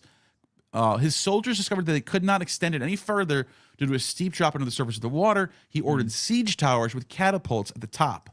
They allowed. Okay, so anyways. So go to chapter 29, Ezekiel 17 through 20 real quick. This is the last thing, and then we'll move to the next super. I'm sorry I'm keeping it so long, dude. We're having fun, though. This is what what you do. And then we'll open up some calls before we close out, too. Okay. So it gets interesting here. 17 through 20, it literally says, pull it up here, 17 through 20. This is why I said I think the original failed. In the 20th year, in the first month, on the first day of the month, the word of the Lord came to me. This is Ezekiel. Son of man, Nebuchadnezzar, king of Babylon, made his army labor hard against Tyre. Every head was made bald, and every shoulder was rubbed bare. Yet neither he nor his army got anything from Tyre to pay for the labor that he had performed against her. Therefore, thus says the Lord God, behold, I will give you the land of Egypt to Nebuchadnezzar, king of Babylon, and he shall carry off his wealth. Notice that it's to Nebuchadnezzar, king of Babylon. When you go back to chapter 26, where you were talking about how this has got the Hellenistic stuff, it's prophesying that Babylon will destroy. Well, no, because it says it's talking about Babylon and future, because it says, look, it says right here, it says they shall destroy. It says, I will bring up many nations against you. Yeah. So that's why I'm saying it's talking about now compared to it's talking about Nebuchadnezzar and then after Nebuchadnezzar, which is the Greeks. Yeah, well, I mean, it's trying to use, because many nations, you can't say that's just. It doesn't say it doesn't say what nation. That's what I mean. Like, well, of course it wouldn't say that. Why would it say that? The only nation in the context is Babylon. It doesn't. I know, but I don't think that's enough for me. That's not enough for me to be like, that must be Alexander. For me, the scrape her soil from her and make her bear rock. She shall be in the midst of the sea, spreading nets. That to me sounds like what happens later. I don't know. I'm just saying. Yeah. No, I get it. Anyways, we can keep going. Yeah, this is brotherly debate here. Okay, continuing. Crash Meta Religion 1996. Thank you for the super chat. Were there any Christian sects that saw Jesus as what amounts to a demiurge like figure? Wouldn't you say, John? I mean, it seems like even the pastoral epistles of Paul have him as a demiurge. Jesus? Yes. Like he's co-creator, he's part of the creation. Yeah. And or at least through him. I don't know. I think they're talking about demiurge in the Gnostic sense. Okay. So I would say no, I don't think so. Got it. Yeah, I don't think so. But if you're using demiurge as just a curator, well, he's the logos, so he's actively part of creation of the cosmos. Right. That's even part of just orthodoxy. Yeah, that's why I was saying. But that's why I don't think the question is about that. I think if you're talking about the demiurge, as in like Valentinian demiurge, Jesus was separate from that. So not that I'm aware of that Jesus is evil figure. So okay, now I get what you're saying, because then why would they be Christian? Why would they be Christians then if Jesus was evil? Yeah, so I didn't read demiurge bad. I'm just thinking like the crafter, Yeah. And that's like orthodoxy. Plato. Orthodoxy thinks he's part of the demiurge. You know what I mean? Exactly. But so anyways, it depends on how you mean demiurge. Yeah. And Azupiru, thank you. Good to see you. It's been a while since I've seen you here in the chat. It's not just every stone of the temple, it's every wall in the world.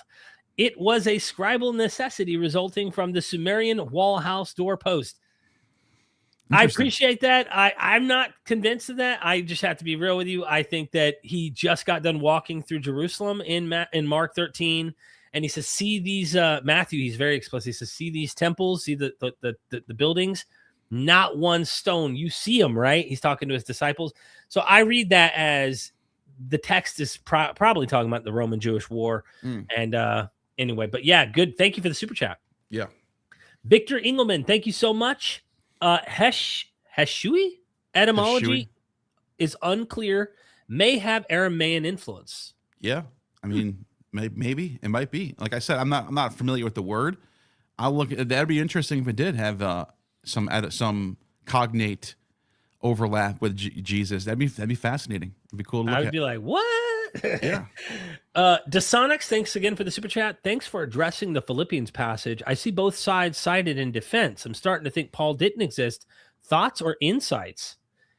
I would recommend this. If you're going to question the existence of Paul, you got to get this book. You literally cannot pretend to be a Paul mythicist and not at least be acquainted with Nina Livesey's work. I'm not necessarily, but I'm not like, this is what'll piss some people off. Like, they want you in their team. They want you to just be on their side and agree with everything. Bro, when you learn so much and you see the mess of a buffet that is out there of academics that have different views, your confidence does not get so absolute. You really do get hesitant on making absolute certain conclusions when you have so much more to learn. Me and Neil are still learning. Like, we'll probably be this way in a decade, huh, Neil? Yeah. So it says right here, when Saul, by the way, if you know this, and it's really, really important to note that Saul is from the tribe of Benjamin. Okay. Saul returned from the following Philistines. He was told David is in the wilderness. The wilderness, right? Paul meets Jesus in the wilderness. Saul took 3,000 chosen men of Israel and went to look for David and his men in the direction of the rocks with wild goats. He came to the sheepfolds beside the road where there was a cave. Saul went in to relieve himself. David and his men were sitting there, the innermost parts of the cave. David said to him, "Here is the day in which the Lord has said to you, I will give your enemy into your hand, and you shall do to him as it seems good to you." Then David went and stealthily cut off a corner of Saul's cloak. Afterward, David was stricken to the heart because he had cut off a corner of Saul's cloak. He said, "The Lord forbid that I should do this thing to my Lord, the Lord's anointed, the Lord's Christ, Messiah. Yeah. the Lord's Messiah in Hebrew, Christ in Greek, to raise my hands against him, for he is the Lord's Messiah." So David scolded his men severely and did not permit him to attack Saul. Isn't that interesting that Saul is the anointed king? And then Saul got up and left the cave on his way. Afterwards, David also rose up and went out of the cave and called after Saul, my lord the king." When Saul looked behind him, David bowed with his face to the ground and did obeisance. David said to Saul, "Why do you listen to the..." David says to Saul, this is important, "Why do you listen to the words of those who say, David seeks to do you harm? This very day your eyes have seen the Lord gave you into my hand in the cave, and some urged me to kill you, but I spared you. I said, why? I will not raise my hand against my Lord, for he is the Lord's anointed. See my father, see my father, see the corner of your cloak in my hand. Oh, for by the fact that I cut off the corner of your cloak, I did not kill you. You may know for certain that there is no wrong treason in my hands. I have not sinned against you. May the Lord judge between you, and the Lord avenge me." And the ancient proverb, blah, blah, blah, blah, blah, a lot of bullshit here. I'm trying to get to the point. And then here it is. Here's the part. "Against whom the king of Israel has come out.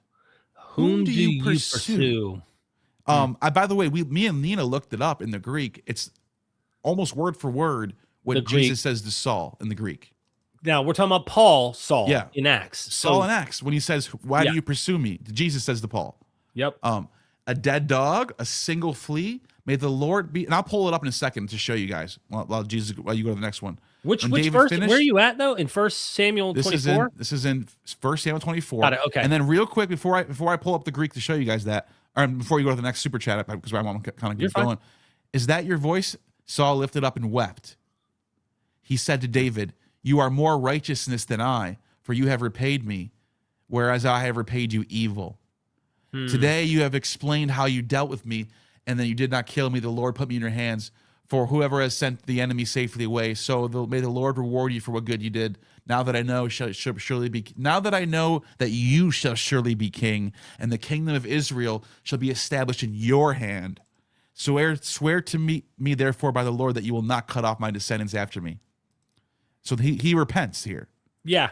So it's just like, you can see this. Okay, anyways, you get the point. Powerful stuff. And Michael Koshinosh, he has an article. If you're looking for that to really dive in deep, it's called Better Call Paul Saul. He titled it that based on the TV show Better Call Saul that everyone knows about. So he says, Better Call Paul Saul. Google it. You'll find it. It's on the internet. It's downloadable, and it's amazing. Yeah. Fascinating stuff. Georgie, thank you for the super chat. What is your thought about the hypothesis that Yahweh slept with Sarah in Genesis 21, 1-6, and Isaac being a demigod? In that same article, a strange biography of Samson. I wish I could pull this up, Neil. My damn computer, bro. I would be pulling this up. Yair Zokovich is the author of that, if I got the correct scholar's name, A Strange Biography of Samson. He gets into the Hebrew. God opens her bosom, this language, and then you could even say that the getting pregnant with Eve's pregnancy may have been caused directly by Yahweh. And the Hebrew says something like, "I have begotten a son by Yahweh." Now, most just say, "Oh, the Lord blessed me with a child." That's it. But in the Hebrew, it can be read that the Lord God, helped her get pregnant.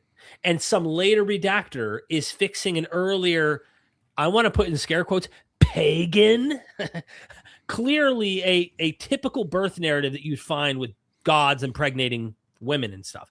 So I don't know what to do with all that. But Yair Zokovich, who's an expert on the Hebrew, identifies the most obvious as Samson's, But yes, Sarah, pretty much almost any circumstance you find where there's a woman who is barren and can't have children, you may hear the language, especially closer to the original language, indicate that God impregnated her himself.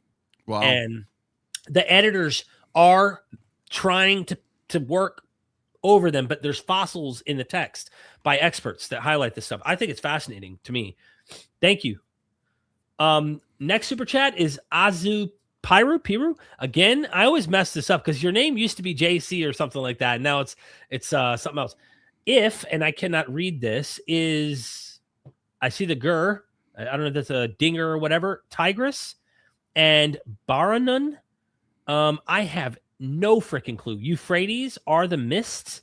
Is the Pishon a basket? Bison? I have no freaking clue, bro. What are we doing? Oh, Neil. Yeah, I'm not an Akkadian guy, so I don't know. If you're on Who Wants to Be a Millionaire, I'd be screwed right now. I'd have to call a friend. I don't have a friend to call right now. Yeah. That is way over my head. Yeah. Thank you for the super chat. Appreciate that. Yeah. Kevin Hogan, again, thank you for this. Another dub. Josephus writes, chapter 75, Life. 3 of his friends being crucified while he travels with the Roman general, soon to be emperor, Titus, after the fall of Jerusalem. That mapped to Jesus. Educated guess, we know it. Yeah, check this out. Sorry to cut you off on this. Yeah, go ahead. 1 Samuel. You're uses this word. I know. 1 Samuel. Okay, let's look at this. This is very interesting because someone might say here first before I come here. Let me go to the Acts real quick. We'll come to you, Kevin. Don't worry, we're coming, man. Yeah. In Acts 9, I just want, while we're still close to the topic, someone might say, "Well, he says, why do you persecute me?" He doesn't say, "Why do you pursue me?" Right? No, that's not what he says. In the word, he says, "Ti me diokes." So diokes means to pursue. Now, just to prove this, Saul, why do you pursue me? To prove this, I'll show you. I'll show you the Greek of Samuel. He uses the word right here, diokes. Now he has the prefix kata, which means, like it's like the act of doing it. Like it's got the prefix on it, but it's the same word, diokes. So it's literally, why are you pursuing me, Saul? Literally. So you can make the case that this is clearly being borrowed from, even linguistically, from Acts 20 or from Samuel 24 to Acts 9. It uses the same word for pursue. Bingo. Yeah, thank you. Kevin says Josephus writes, and this is about the 3 friends who get crucified while he travels with the Roman general. And then, of course, 2 of them, he asks to have them all 3 taken down. 2 of them died from their wounds, and 1 of them survives.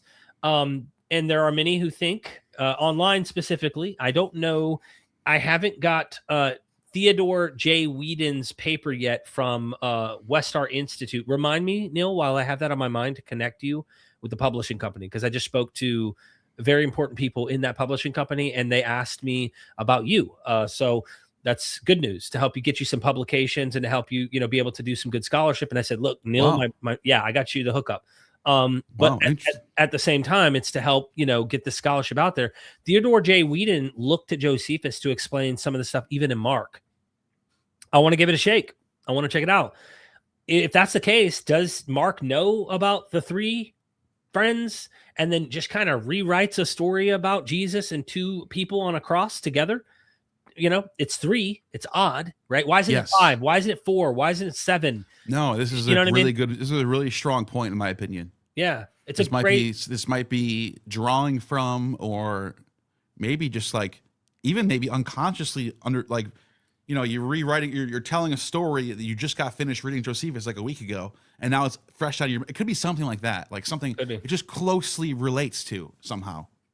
Yeah, and it could potentially also just be coincidental. That's true. 3 is a common number. I mean, 3 is a common number. You can go through different routes. I'll give you that. I think it is interesting that one of the friends survived, though Jesus dies and then survives, resurrects, if you will. But it's like, did they use this as a template? Some think so. And I think that's what Kevin's getting at.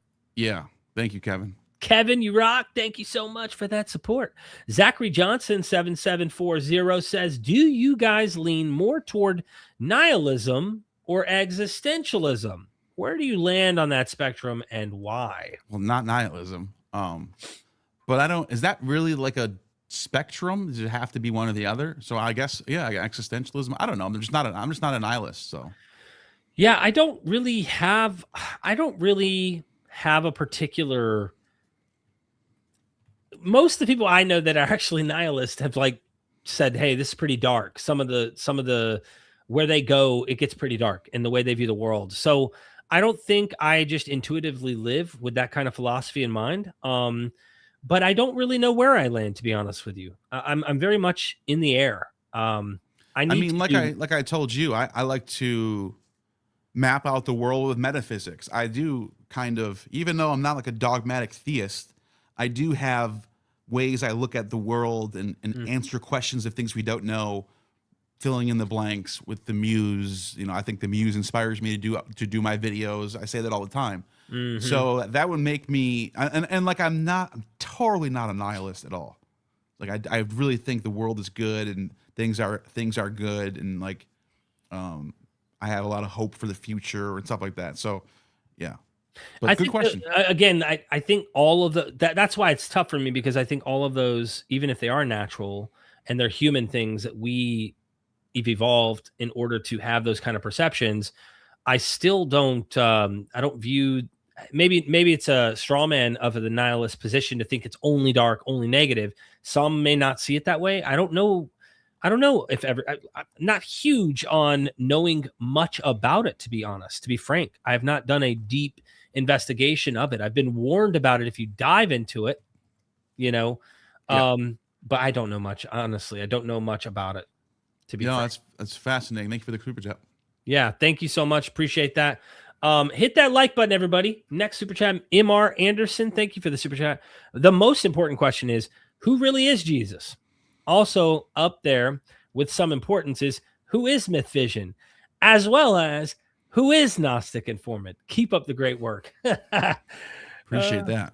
How would you? I can't speak for Jesus. I don't know if anybody can. I don't even think Jesus can speak for Jesus. But anyway, what about you? I'm just a guy that's trying to understand the world and trying to understand our past, trying to resurrect the dead in a way by reading their works, bringing it to the world. So yeah, I'm just a guy trying to resurrect the dead. Yeah, I'm a curious human being who is on a journey and hopes that he's not alone on that journey and wants to have other people join the journey with them. And, you know, that encompasses just compassion and love and try to be patient, understanding, and all that kind of stuff. You know, all the good stuff that we all like, I think. So that's who I like to think that I am. Yeah. You know what I mean?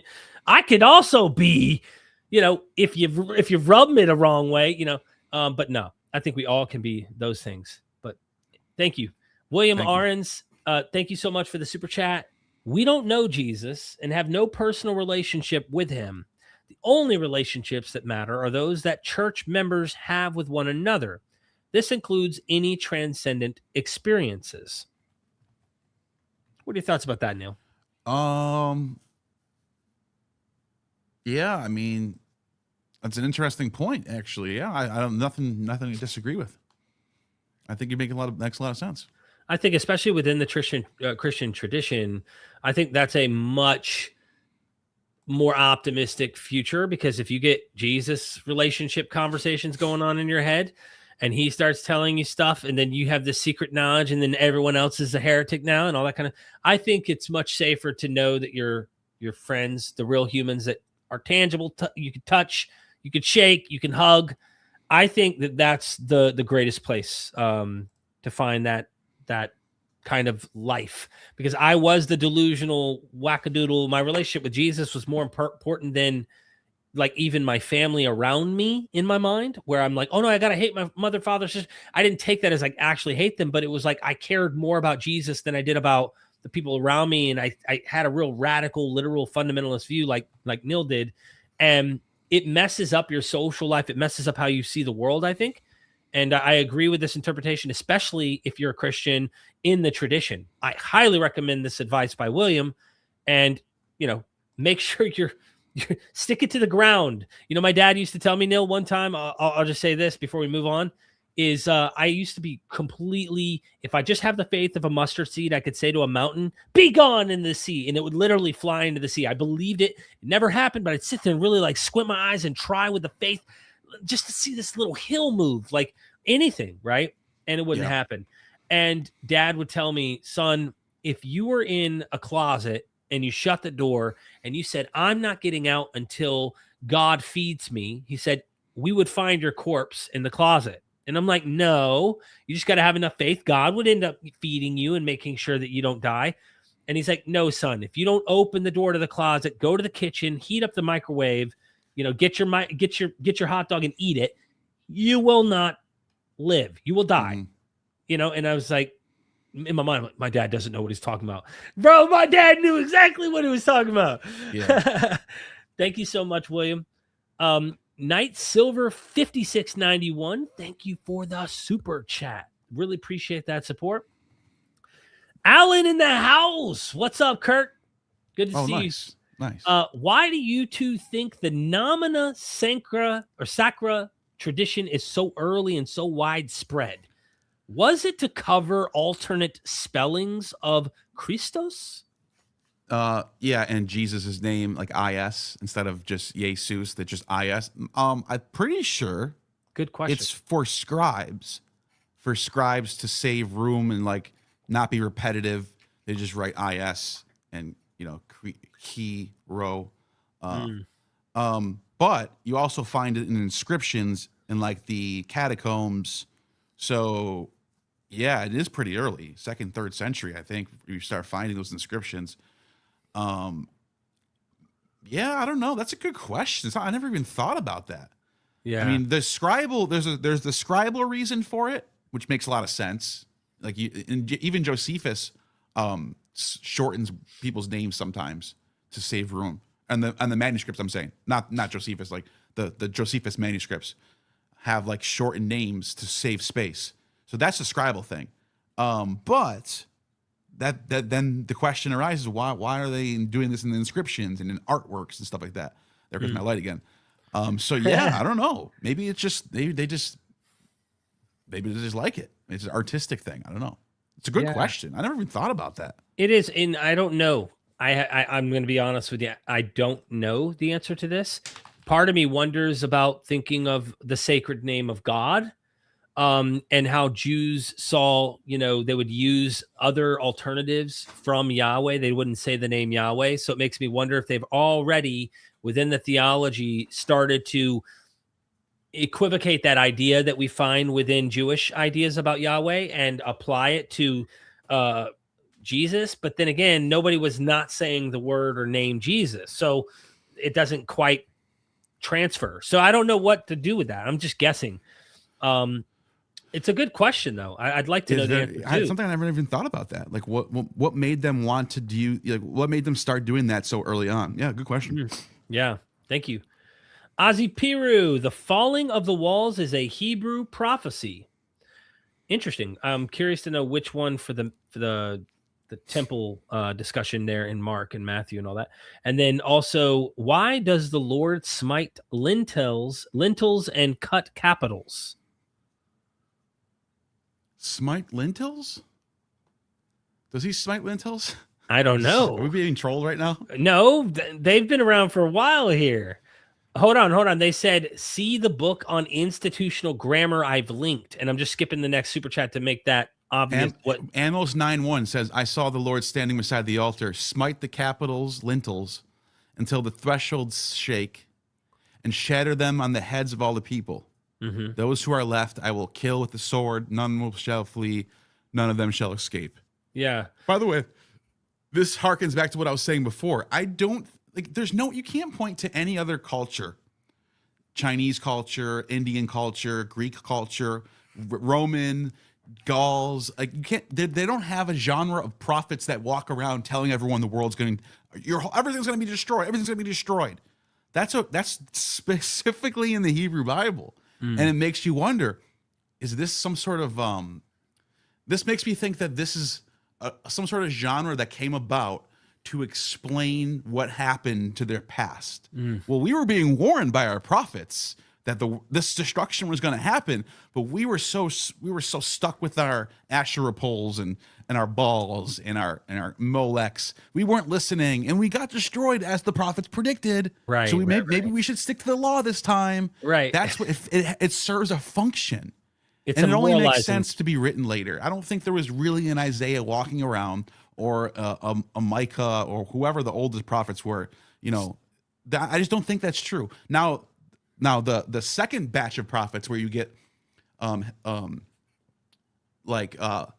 Habakkuk and Zechariah and Nehemiah, that to me fits a little bit more better because it's coming about where it's more about like coming back from being in the captivity, and that type of thing makes more sense.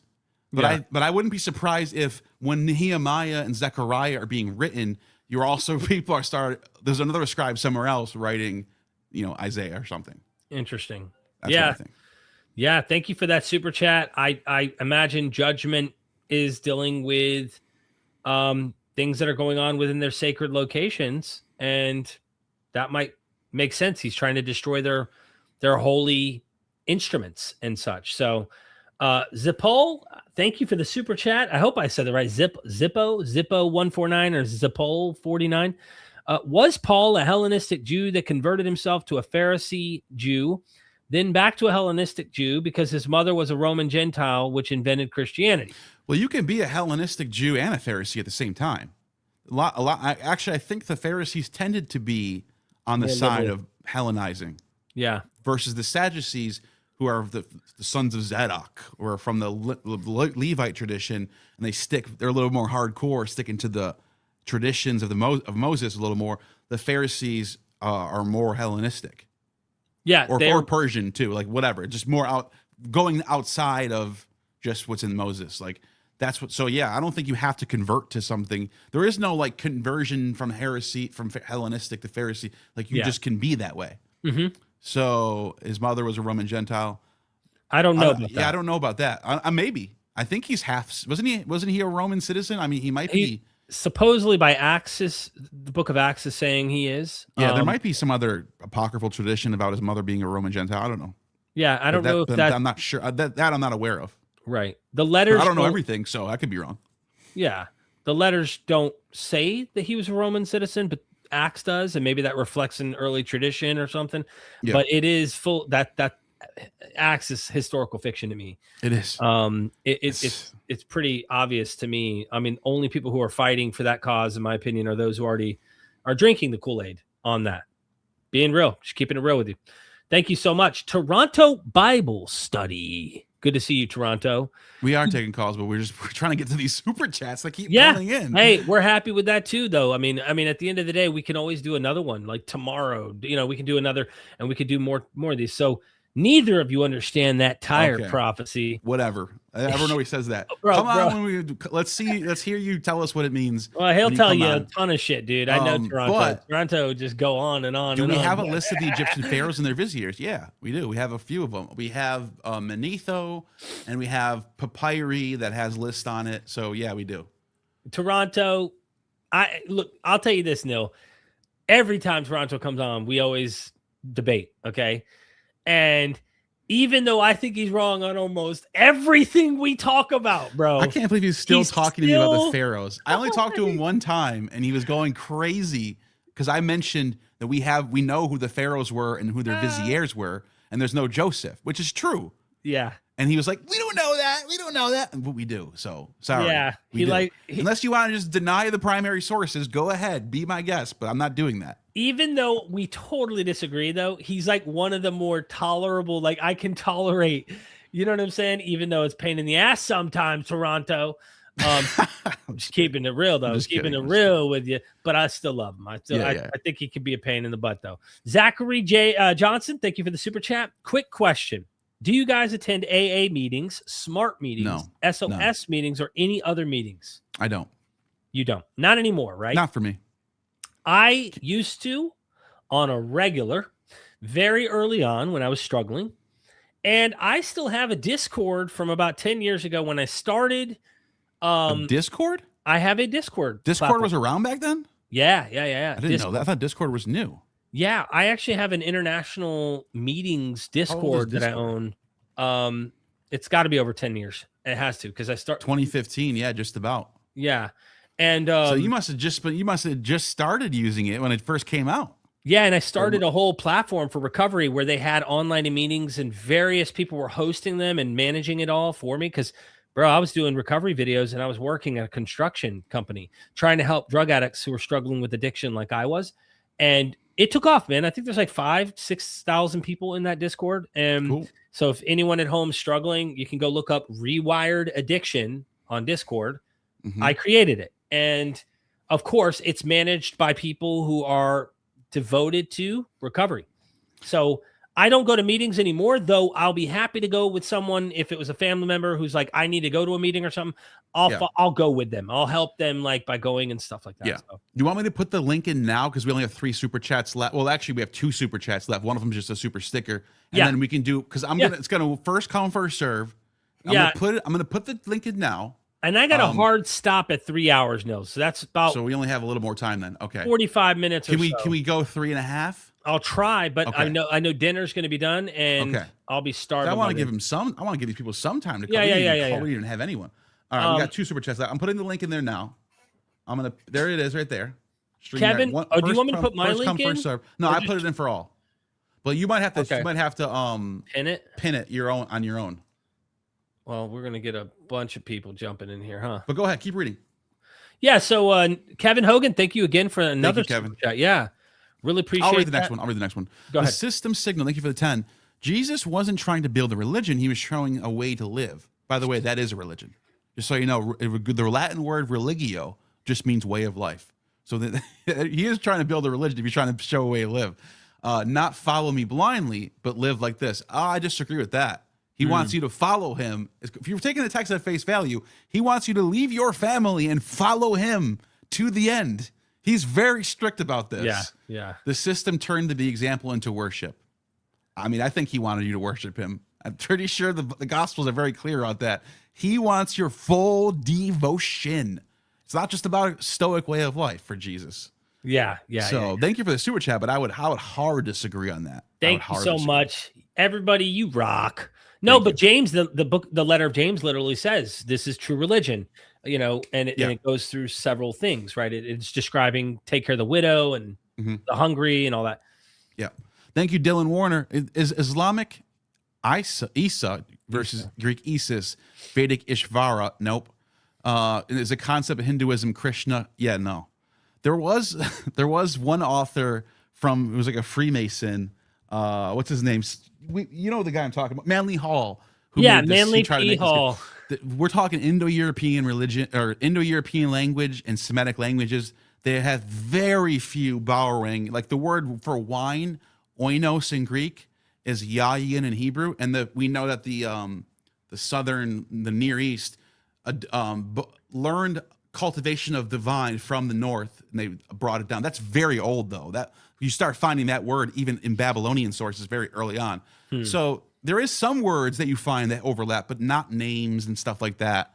No, not Christian. Christian does not mean anointed, that type of thing. So, but it's very interesting. I love the thought process behind it. It's very interesting. Thank you. So we finally got through. We have like an hour left. Let's do one. Let's do it till 3:15. We'll cut off there. All right. Can I use the restroom real quick? Be right back. Go ahead if you want to take and Toronto. I'll bring on Toronto Bill Study. He was the first one here. So by the way, we're going to be doing audio only for everybody. So just so you guys know, because we're doing me and Derek are doing audio only. I don't mind if Toronto, if you want, because I know who he is. Yeah, but then everyone's going to want to be. Okay, we're just going to keep. We're going to stick to the script. We're sticking to the script. Cool. But we can hear you, Toronto. We can hear you. No, we're doing one at a time, man. We're doing one at a time. So I'll be right back. I'll be right back. Yeah. So okay. So I don't know. I wanted to ask you about the time prophecy, but I also wanted to ask you about the visitor list. I thought you would do your research and find out that that's not true. Like by now. No, it is true. No, it's not. It's not. Okay, hold on. No one knows what you're talking about. No one knows what we're talking about. We have a list. We have lists, plural, of all the pharaohs from the first dynasty down to the last dynasty, and we have an almost complete list of who their vizier was. No, we don't. That's Yes, that's completely false. First of all, the list we have from ancient times, right? You're talking about the primary documents, right? The list we have from ancient times are incomplete. They're I'm not saying they're complete. I'm not saying they're 100%. Yeah, you did say they're complete. You did say they're complete. That's my whole point. There's a few, but they're mostly and also complete. the viziers are definitely not complete. They're far from complete. You want to see they're the not list? Even close to complete. You want to see the list? Yes, I know. It's speculative, dude. It's very speculative. It's not. It's theoretical. He's dishonest. Get him out of here. Look, you're dishonest. You're lying. He's lying. I can't talk to dishonest people. All right, no Coiner, you're on. Get this guy out of here. You said this guy was good. He's not good at all. He's dishonest. Look, I have dishonest. fun. He's lying. I have fun with Toronto. I can't stand people who just say shit on the fly because they think the audience, they can catch people in the. You're being dishonest. Here, let me show you the list right now. List of viziers. And he's going to say, "Oh, this is Wikipedia." It doesn't matter. The Wikipedia page is sourced from papyri. I'll show you right now. Vizier in ancient Egypt. We have a whole list, the pharaohs and who their viziers were. Now, you could read Manetho. You could see the list in Manetho, or there's other papyri that people have brought together. Yeah. Now, I never said that we know for 100% sure who every single one is. But we do have, like these ones right here, in the 4th dynasty and on. The 1st dynasty gets really, really sketchy. At the closer to history you get, the better the picture gets. See, look at vizier. So when he said we don't, it's all speculative. He's a liar. I'm kicking you off the screen. You're a liar. This isn't speculative. This is based on the primary sources. Nobody's making this stuff up. No one's making these names up. And the fact that he waited that was like 2 months ago when we talked about this on another stream, and he comes in here 2 months later, still wanting to talk about this. He's an idiot. The guys, I can't stand people like that. Go away, dude. You're annoying. Look how perfect this list is. There's like two total that we don't have. That's it. Look at this one has a question mark next to it. All right. Anyways, the idea that we don't have a list, you're a liar. Stop lying. All right, let's go. Yeah. Okay. So no Cornea, you're on. Hey, what's up, guys? What's up? Hey, Neil, what's up, man? Hey, I'm Archetype Theory from Twitter, from X, and I mentioned so I've been memeing Jesus wasn't Jewish lately, and give me like 30 seconds just to frame it. Go ahead. Yep. Because I was raised a Jehovah's Witness, so I came from a background like you guys, really intense, right? Mm-hmm. And a lot of culty kind of pressure, and as an adult, I see the cultural rift between the West, between Christianity and paganism. And there's a tug of war going on between, Zionists trying to pull Christianity into current wars. Who gets to control the framing of Christianity? So to me, because it's a zero-sum game in terms of who Jesus was, because we don't know for sure, right? So when I look back, either from a historical or mythic perspective, I wanted to analyze it from the sense of, well, if it's a zero-sum game, what if Jesus wasn't Jewish? So that's where I started from. I started to kind of look for what could be that sign.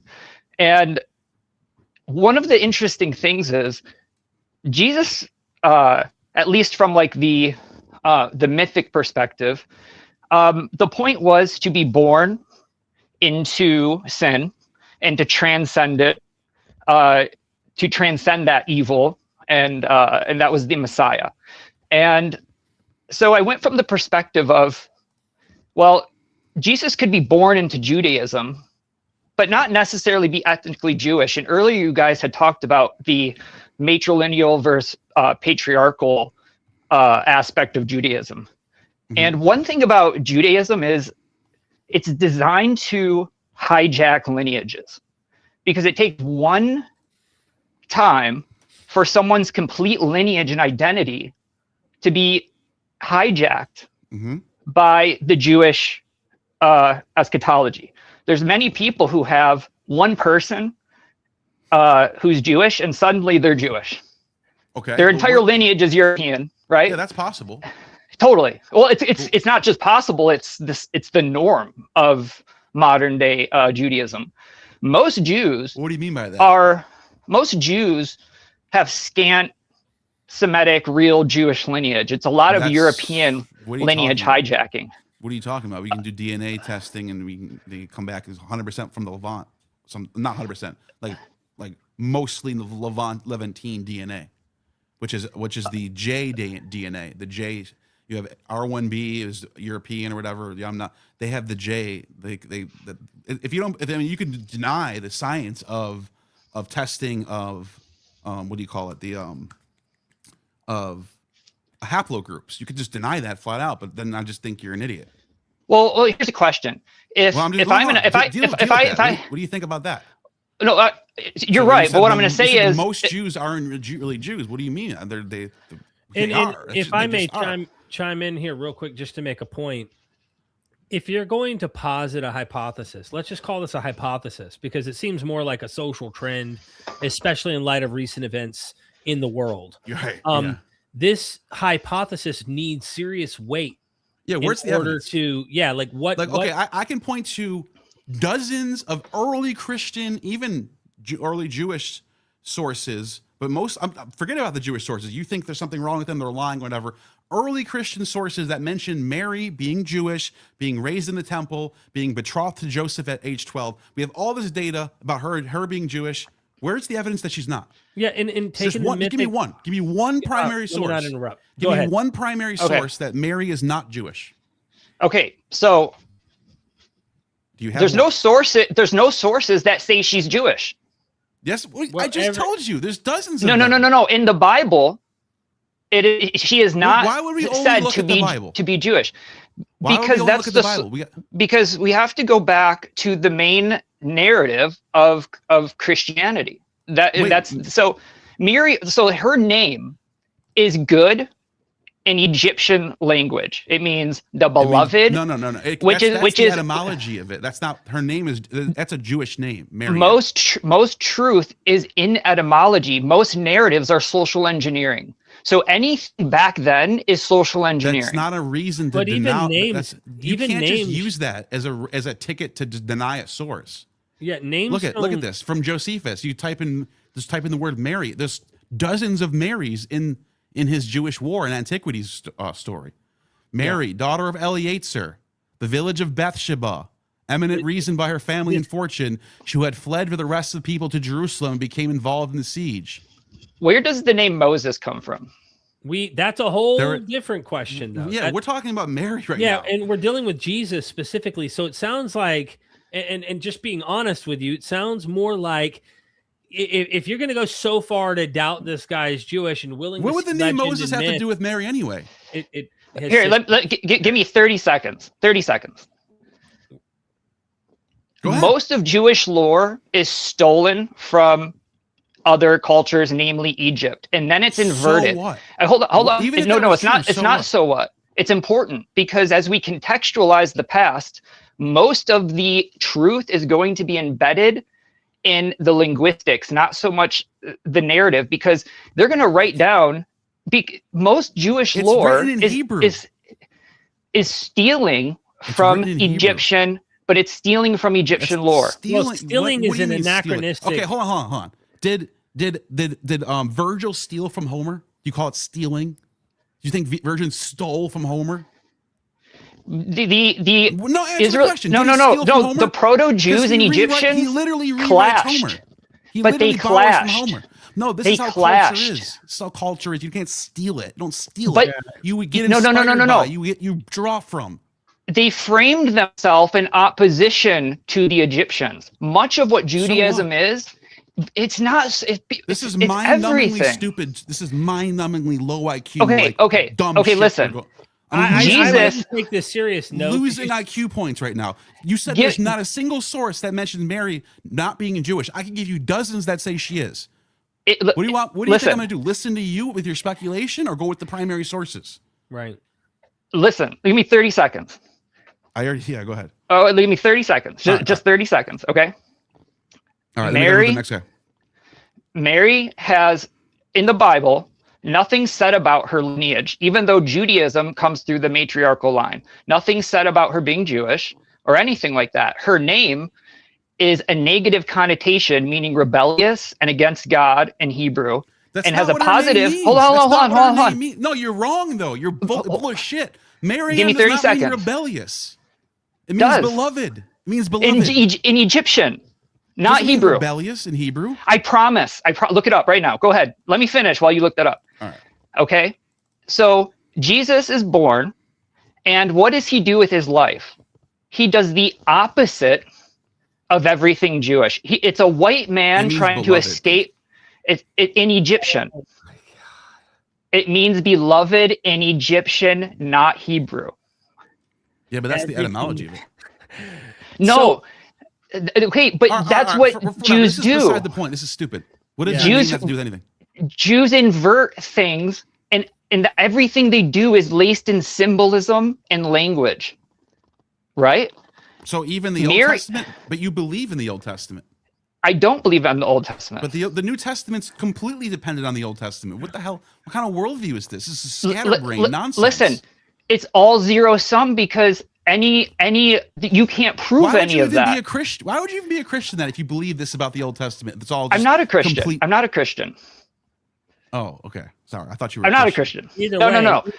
Okay. Let me express this. No, it's fine. I thought he was a Christian. That made no sense to me. Let me make a point real quick though. If you're critical on this level, why are you trying to rescue Jesus to make him into? That's why I thought he was Christian. Okay, let me explain that. Because everything Jesus did was antithetical to the Jewish establishment. It was. What do you mean? I'm not gonna take away a single jot or tittle of the law. Moses wrote about me, that type of stuff. He didn't write that. I came for the lost sheep of Israel. He didn't write anything. Exactly. It's a zero sum. But his actions were all antithetical. You deny that he said that? Is that what you're saying? What I'm saying is that everything Jesus did was antithetical to Judaism. No, and then what he did. How do you know what he did? You said that he didn't write anything. How do you know what he did? No. I'm talking the Gospels. He didn't write anything. That's true. I'm saying right. But you're saying that one verse of him saying "I'm not here to erase the law" trumps the actions of him inverting the entire Abrahamic system, and all of Jesus past that is all Hellenistic solar deity. Philo he has more in common. Man. You know who Philo is? No, I get that, but I gotta go up to this. Hold on. I gotta go to this. Do you know who Philo is? Yes. He's a Jew. He's a devout Jew, loves Judaism, but he also he allegorizes the Old Testament. He's more Hellenistic. He doesn't think that the temple is necessary. He is very much like how you get with Christianity, reinterpreting things. Yep. That doesn't mean you're not Jewish. Can I mention something in relation to us being raised in cults, so to speak, Christian cults? Sure, but I gotta go to the next guy after this. Yep. Jesus was the model of how to escape Judaism because it was a all-pervasive, you can never leave cult. He modeled that, and then he became the solar. You gotta preface that though with temple Judaism. If you're saying that, then fine. I'll even go halfway and meet you there and say, sure. He's looking to the Christian model is looking to get away from the temple Judaism and towards a more worldly system. But it's escaping Judaism. Would you say that he has more in common with the Hellenistic world throughout time than Judaism? Yeah, but more like Philo, I would say. That's why Philo's so right. But that's what I think is important. This is not a black and white thing, though. But it's zero sum because Hellenistic or Jew. You can't be. It's not either or. But I think pagans nowadays have to remember that you don't have to identify your paganism against Christianity the same way Satanists do. You know what I mean? I think that Jesus. No, you're a paganist. So this is why you want Jesus to fit your idea. Oh, I'm social engineering this. I think I'm a Jungian. Yeah, but I'm a Jungian. That's what I'm saying. We're looking at it historically. From a pagan perspective, though, they see the past as our entire past was destroyed by Christianity. We were forced to give up our temples and turn into churches. So of course they're going to have that attitude towards Christianity. Right. So I'm just for sure. But that doesn't matter as far as I just don't get why. What is this like? It just doesn't. If my goal was to try and get people to leave Christianity, to stop adopting Abrahamic faiths, which it seems that that's your intention, at least, is trying to help people leave the Abrahamic faith. It would not be trying to re-engineer him to make him European or something. It would be like stripping the whole rug underneath using historical critical method. No academic on the planet with a PhD in any institution will ever buy this hypothesis. Let me ask you before you go, what do you think about when Jesus is at the well at the Samaritan woman and she says, "You Jews can't talk to us Samaritans," and he says to her, "You're right. Salvation is from the Jews." He literally calls himself a Jew, refers to himself as a Jew. You just think that verse is fake or something? I don't think he was delineating the Gentile Jew thing, because I think if he was real, he was author of the Gospels born write that into in there. Why would the Gospel of the authors write that in there if he wasn't Jewish? It's the same thing as calling it the synagogue of Satan. There's a lot of duality in the Bible. There's a lot of clashing. Answer my question though. Why would they call him Jewish if he's not Jewish? Because what is Jewish is it's meant to be confusing. Are you racial? No, it's not. Is it cultural? It's very confusing. Either you're Jewish or you're not. Either you're ethnically Jewish or you're religiously Jewish or you're not. Okay, so if you had a kid with a Jewish woman and she raised him Jewish, and then he went through the rest of history saying he's Jewish, has your lineage not been hijacked? No. Humans intermingle all the time, ever since the beginning. But no other culture does that. No other religion does that. Okay, I don't. You can leave Christianity. I don't know. But your sons aren't going to say I'm a Christian because you left Christianity. But with Judaism, right? It's not an ethnic based. It's not the social construct is not ethnic based as well as religious based. Got it. I agree with you, and I imagine pagans are the same way, right? I would imagine. I don't know what that has to do with Jesus being Jewish, though. Because he was modeling the path out of Judaism. It was. But this is sectarian. The Essenes, the Pharisees, the Sadducees, they're all fighting with each other. They're all trying to get each other to leave their sects. They're all Jews though. Yeah. One could easily see why this, if we took your interpretation, and listen, there are valid reasons to see particular ideas in the earliest Gospel of Mark as following Paul's playbook. Paul's playbook is to the Gentiles, right? So there's good valid reason to see a movement that's shifting toward the Gentiles. Okay. Mm-hmm. That would mean it's dominated in the literature, is being written by non-Jews who are writing this material. Why would they invent that he's a Jew? They don't have the same problem as you have, is my point. Wait. They don't have the same issue. Yeah. Is Socrates not Greek anymore? Because he was actually trying to rebel against the religious the culture of the Greeks of the time, the Homeric. Plato too. Plato was rebelling against Homer and Hesiod, said that Homer's work should be, Heraclitus said Homer's work should be burned. Are they no longer Greeks anymore because they're trying to pull away from their culture and reform their culture? So Greek isn't, synonymous with the religion, but I'm saying that Jesus wasn't. I'm saying Jesus could not be, or I'm not saying I'm right. I'm saying it's possible Jesus could not ethnically be Jewish, at least from. But you're talking about him trying to get out of Judaism, which is a religion. Yeah. Now it's ethnic. It's Jewish. So that makes no sense. Hold on. This is why it makes no sense. That would be like saying Socrates isn't ethnically Greek because Socrates was trying to rebel against the Homeric and Hesiodic pagan system that he was living under. It makes no sense. So Judaism is designed to be something that takes over your sense of ethnicity. It's designed to take over your sense of ethnicity. This is why you have so many people of different genetics saying they're Jewish and we went over the genetic stuff. They have the J1 chromosomes. Yeah, but I think he's going down a different path with this, Neil. But look, we've got people online. So and thank you for calling in, though, and being. By the way, thank you for being decent in this conversation. No. Listen, I love you guys. I want to say something. You guys are amazing. I love you. Thank you for your work.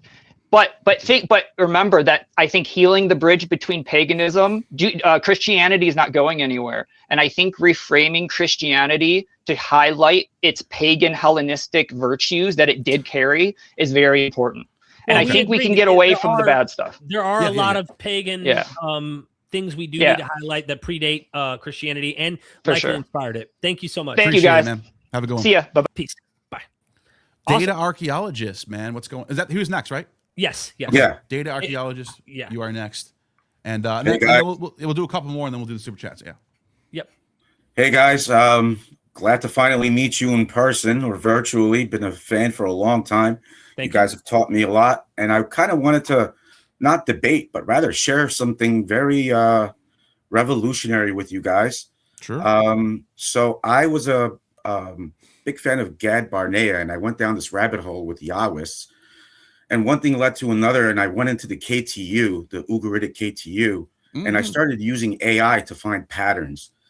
And I found this structure of 18 guilds or 18 administrative titles times 4. So there's 4 lists of 18 lists. And if you multiply that out, you get 72, which is an important number. So the structure is everywhere. Can I just pause you right there? What gave you the sense to multiply that out? Like, what was the reason? Is there a reason why you have 4 lists of 18? What made you go, maybe we should multiply it? Well, if it's a labor structure, that's what it really is. It's guilds. There's different skill sets listed, like serpent or venom or pharmacon or scribe or whatever the case may be. So these are all job titles, and in each group there's 50 members. So if you multiply it out, you get 3,600 members per guild structure. And at the top you have a guild master. Now, why this is important is this number 4.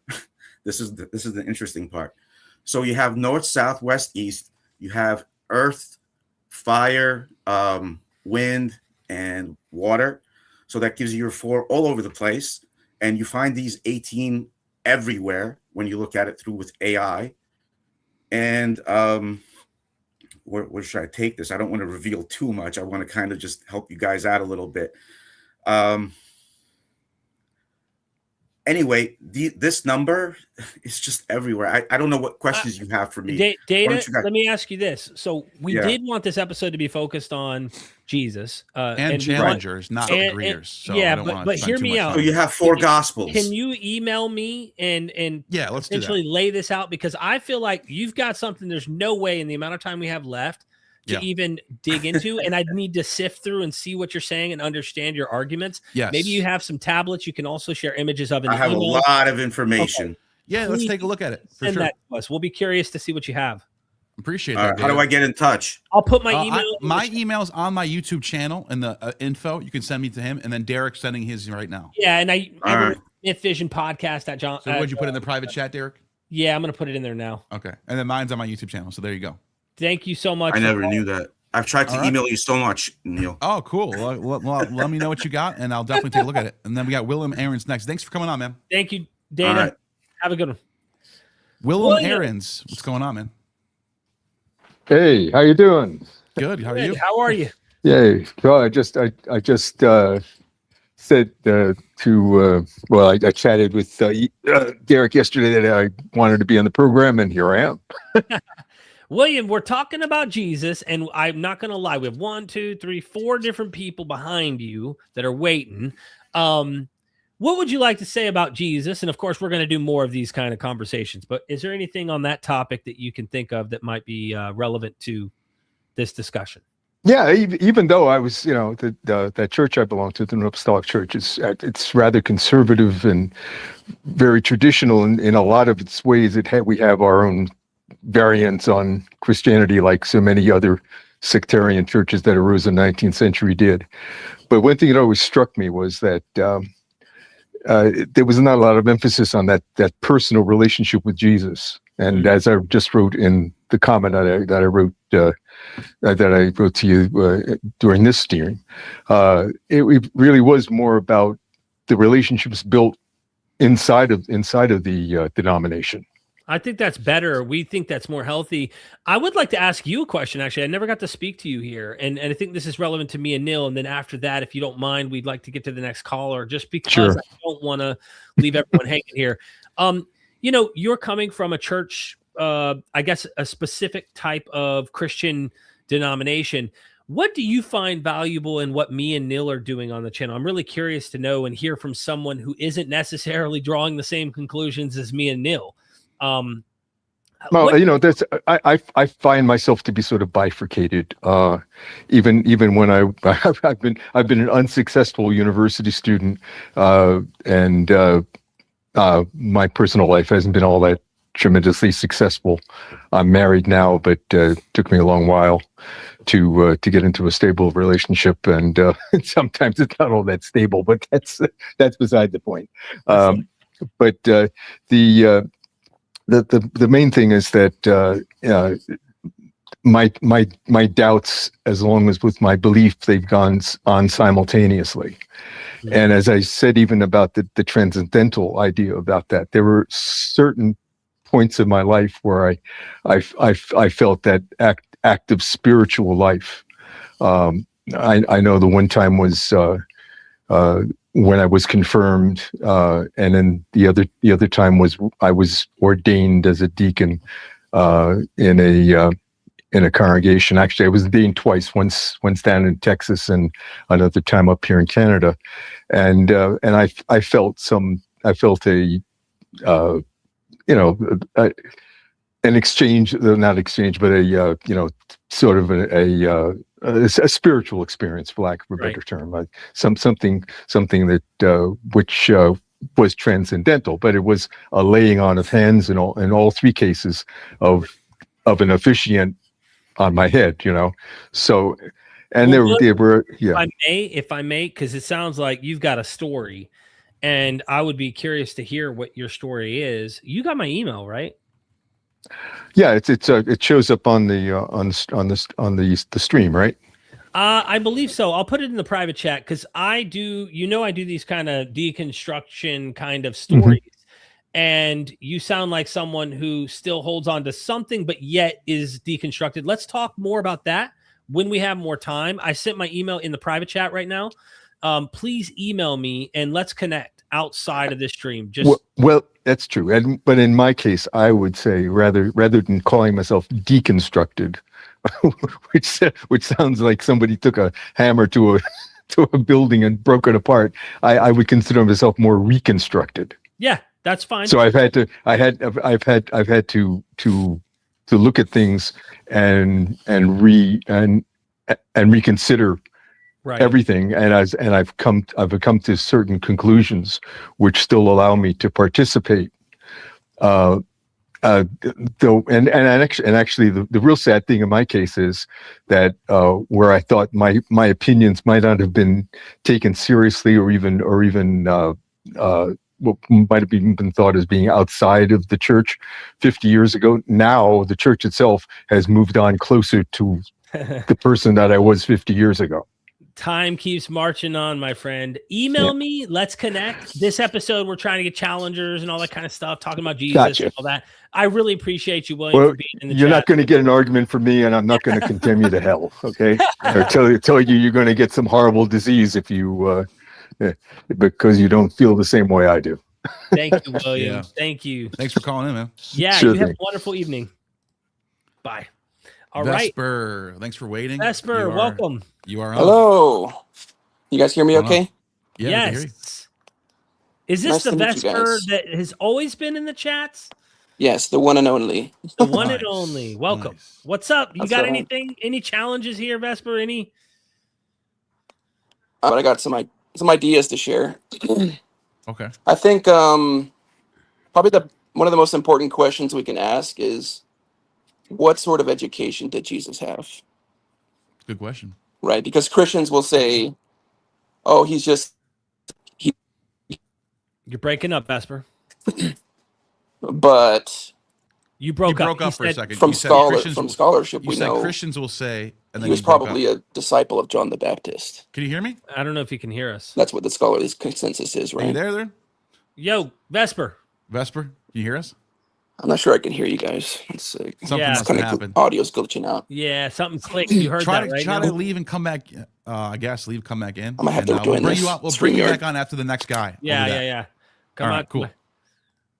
All right.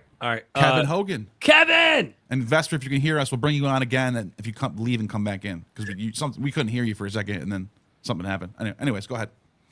Good day, guys. Couple of quick questions for you. Nina Livesey and Marcus Fissman, Gmerkin, Neil's study that he's done, exactly, about the Greek influence on the Old Testament especially. My question for you guys is how has this type of scholarship changed your view of Jesus, say in the last 18 months, 2 years, not your first couple of years when I was watching you, but your last couple of years? Because it's really interesting to listen to you talk to now as opposed to then. So what do you think? How has it changed you? The way I look at Nina is that I say, if she's right, this changes everything we need to think about Christianity 100%. Yeah. Because now we don't have anything before the temple falls. Now the question is Christianity legitimately trying to replace temple Judaism with a universalist, Rome-friendly type of Judaism? That makes a lot of sense. And then the question goes, well, if we don't even have letters before the Gospels from Paul or anybody, is the whole thing all mythological and legendary? Is the whole thing so I'm not sure if I'm ready to take that step, but I'm not discounting it at all. I'll tell you what it does is the more you can tell we've learned a lot. We're still learning a lot. My confidence in being overly zealous about a new idea has really diminished. I mean, at one point, mind you, I went from fundamentalist to full-on blown kind of mythicist fundamentalist. Not necessarily fundamentalist, but like I was growing out of my fundamentalism during that phase, but it was like I was certain of my conclusions, it felt like. And then it's like almost a Dunning-Kruger. I was Dunning-Kruger for real. And now I feel like in my life, if I'm being fair to myself and I know where my future's going, I'm in that low valley right now. I'm in that like that real research stage where I don't really know much at all. And I feel like over time, maybe my confidence will build even more. But it's people like Nina, it's people like Gad, it's people like Jonathan, it's people like that come in and throw a curveball and you want to go, hey, you messed up my dinner. But at the same time, they brought you a new meal and you're like, thank you. And also like, this is so cutting edge and interesting, but yet will it be convincing to the rest of the field? And will it ever be convincing? Because this is not like biology. This is not like a harder science that we can really measure and test and be able to really, really know. It's so much softer and it sucks. I wish we had a more confident, certain way of being able to be like, we could prove it, and it's, but with the evidence we have right now, I'm like, I love these scholars. I try not to get too attached to any hypothesis because I have had to rip it from my own hands and go, I gotta, I'm not convinced now. And it hurts. It hurts to change your ideas when you're so, I don't know how to describe it. Sorry for the long-winded answer. No, it's a great answer. Can I follow up on one? Please. Sure. So, Neil, I've really enjoyed your sort of journey that you've had with the, learning Greek. Seriously, learning Greek. You freaking went and did it. Derek's equivalent is he's willing to talk to everybody all the time and be able to be open and totally believably interested, even if the guy he totally is out of Derek's wheelhouse. You aren't quite that way. So my question first goes over to Neil. Neil, you and I really agree very much on the 2nd century issues for New Testament and the pre or post 290-ish Ptolemaic era. How has that shifted your conversations with people who don't watch you on YouTube, but around the house, friends, people who you used to know? Like, that's a conversation, man. So how is that working? Yeah, because most lay people, like especially people who don't even have they don't even touch this stuff. They can go years without anyone even having a conversation about biblical stuff. Secular people. They just most people who I talk to like that, they think you know, Moses probably did write something, like literally, I'm not kidding. Like the Bible is like 2000 BC. Like they think this stuff, like they have no idea that this stuff is all written later and post dated. So it's kind of interesting when you tell people this stuff and they're like, really? I didn't know that. So anyways. Yeah. And Derek, you talk with people, you know, like Gad and people. The gentleman who wrote Josephus, the Jesus Josephus book, real nice guy who I totally disagreed with everything. But you were really like you were the true journalist. You were digging right into every single thing that he believed and perceived, and you were really good at it. I mean, Thank you. By the end of the show, I was like, I think he just got converted, you know. And it was really cool. Because when you started this, your skill level at interviewing people was nothing compared to what it is now. You're actually like a really good journalist now. Thank you. How do you see yourself having changed, like in that journey, especially in understanding Jesus?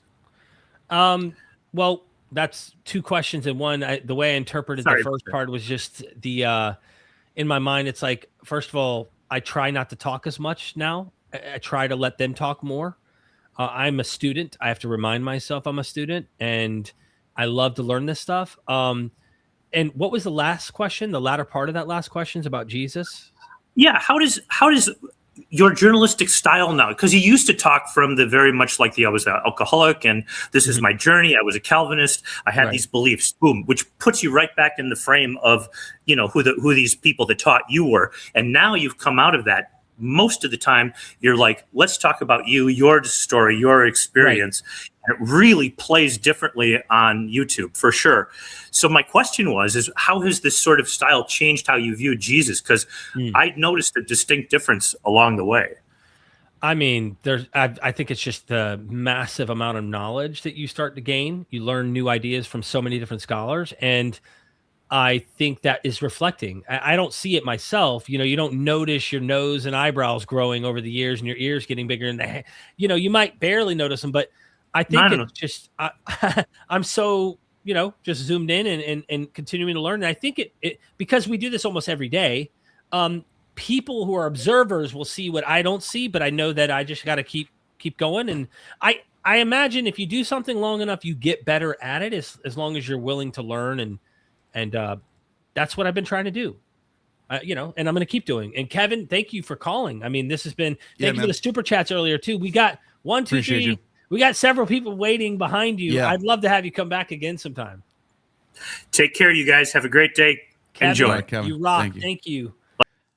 Yeah, I have questions for Kevin, obviously. You know, so Vesper did come back, and it was technically his turn, so I'm just going to bring him back up, and then Grandpa's after that. Okay. Vesper, what's going on? You got your things working now? It might be the second Vesper. There's two of them. Let me try the next one. Hey, Vesper, you there? There it is. You there? Vesper. Something's going on with his audio. Damn. Can you hear us? I don't know, man. All right, well, we tried. Sorry about that. Yeah, Vesper. I'll try you again. I'll try you again after this one, and maybe it'll work after this one. I'll try you again. Graham Pong, you're on next. Oh, thanks, guys. It's been a minute or three. Hey, Graham. I'll try to do my best to be a poor Vesper impersonation until he can get his audio working. Yeah. But no, I wanted to throw this. I kind of have a theory that's been developing, and I've thrown some of it at Neil. And this part, you guys wanted to focus on the Jesus. And I do have to say that you have to resolve, you know, that Judaism issue before you really wrestle with the Jesus. But I'm just focusing on the Jesus part.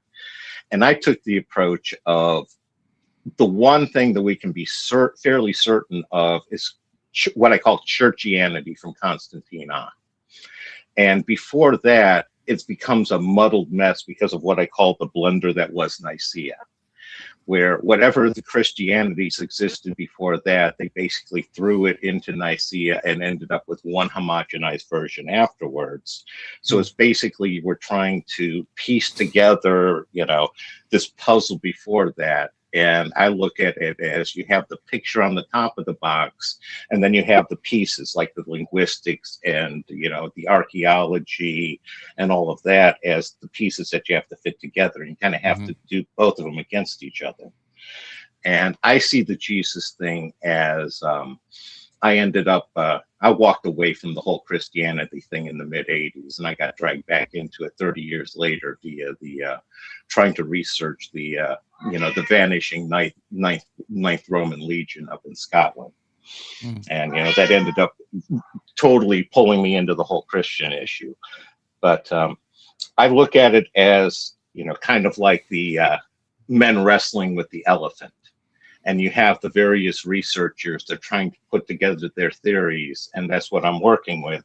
And I'm trying to split the difference between, you got Kuroda with his Julius Caesar, got Henry Davis, with Vespasian, you got Vallis and Atwell in there as well. Ralph Ellis, I'm not even sure what his exact theory is, but I love a lot of the research he does. And I think he's terrible. I think it's awful. I think he just makes stuff. I think he just talks out of his ass. That's what I think. Well, here's the way I look at it, Neil. I look at it as he's uncovering facts that I don't have. The way he puts those facts together into a narrative, no, I don't agree with what he's coming up with. Well, with you say his things theories. like Izates, his name is Isis. That's just a lie. That's not even true. He was never called Isis in any single primary source ever. Oh yeah, I understand that, but he's digging up stuff, and I have to say he has something going on with the relationship between Comanche and Helena in Jerusalem, and there's something going on in that general mix. Yeah, she was considered a queen of she was considered their queen. Like, she's buried there in Jerusalem. I saw her tomb when I was in Israel. There's not, in the palace. That's not. He didn't just uncover that though. That's everyone knows that. Well, the relationship between that one and the Bible, and he's putting together pieces in ways. It's like, I appreciate the effort, even if I don't agree with the results. It's like a noble failure is much better than just kind of treading water. And where I ended, same camp as Amon Hillman. That's what I put him. It's just full of shit. Oh, that's fair enough. And with Amon, that's fair. Amon, I still remember the first time you had him on there, and I sent him an email afterwards where he showed me a major hole in my worldview of the ancients, and that was the role that snake venom and the psychedelic aspect of snake venom played in rituals back then. And I had gone through some of the same text that he had when I was doing researching, abortifacients in the ancient world, and so again, Graham, yeah. We do have 4 people waiting. Okay. But if you want to throw something at us, before I'm throwing it now, Derek. Where I'm coming from is, well, we did get a disagreement with Ralph. That was good. Yeah, I actually that was a nice. I want to say something positive. Let me say it this way. I think that many of the people you named were stepping stones in terms of my journey. And for that, I'm grateful in my life for coming across some ideas. But as you get closer and start finding out they're actual PhDs, they're actual experts in the field who know languages and things like that, and you get, you start to disagree with some of the stepping stones that you came from. So if you want to throw something at us, though, before we let you absolutely go. Absolutely. I will say I don't necessarily have the same trust in the academy that you do. I trust scholars. Academics is a little more political than I'm trying to say is I ended up where Friedrich Schleiermacher did, where it's the basically many Jesuses, one Christ. And that's where you have the cosmic one. And it's the idea that the Christ is an archetype of kenosis, of self-sacrifice. And you have various individual human Jesuses that partake in the archetype. And you have that over the years where you could have, that's where you could have a Julius Caesar doing so, partaking in it as one area. You can have Vespasian in another one. And I find that as Schleiermacher's architecture as a very strong one in trying to make sense of the overall puzzle. What do you guys think of that? The one Christ, cosmic Christ, many Jesuses. Yeah. I haven't read it. If I'm being fascinating. completely honest with you, Graham, I don't want to be making statements about something I haven't read. Well, yeah, myself. I'm just off base of what you said. It sounds interesting. I never. Oh, he's from the 1700s. This is old school. I'm not making it up. Right. Yeah. No. We know you're not. I'm saying I haven't read it, and Neil's saying it sounds interesting what you said. I think it's something worth reading and checking out, and I'd be interested to see what he says. You're bringing up something I don't know about. You know what I mean? And that's the fun part. That's what I try to do. If you guys already know it, you don't need me to bring it up. We're preaching to the choir, right? Yeah. That was interesting. I need to check that out, Graham. Okay, you're welcome. Thanks guys. Keep up good work. Talk to you soon. See you. Bye. Next, we got Peter. Peter looks like a Christian, maybe. I'm guessing. No. Can you hear me? Yeah. Hey. Thank you so much for having me, Derek, and Gnostic. Thanks for having me. I've always enjoyed your videos. I got into you with Russell Merkin because I was like looking up Greek history, and then I saw Russell's video on MythVision, and I've been glued ever since. Yeah. Now, no, I'm not a Christian. Okay. I'll probably say I'm maybe a pantheist or something like that. Okay. But what I've been looking into is, so my opinion of Jesus is that the previous caller said about how Mary wasn't Jewish, right? And I think I'm on the same page as well. But the thing is this, we'll just stick to sort of one topic. So John, right? John's the one that it kind of pushes him being Jewish when he's talking to the Samaritan woman. Yeah. But what's confusing about that, the first thing I noticed is that a couple of weeks ago on MythVision, there was a video about Revelation, and it sounded like that Jesus was being added later on.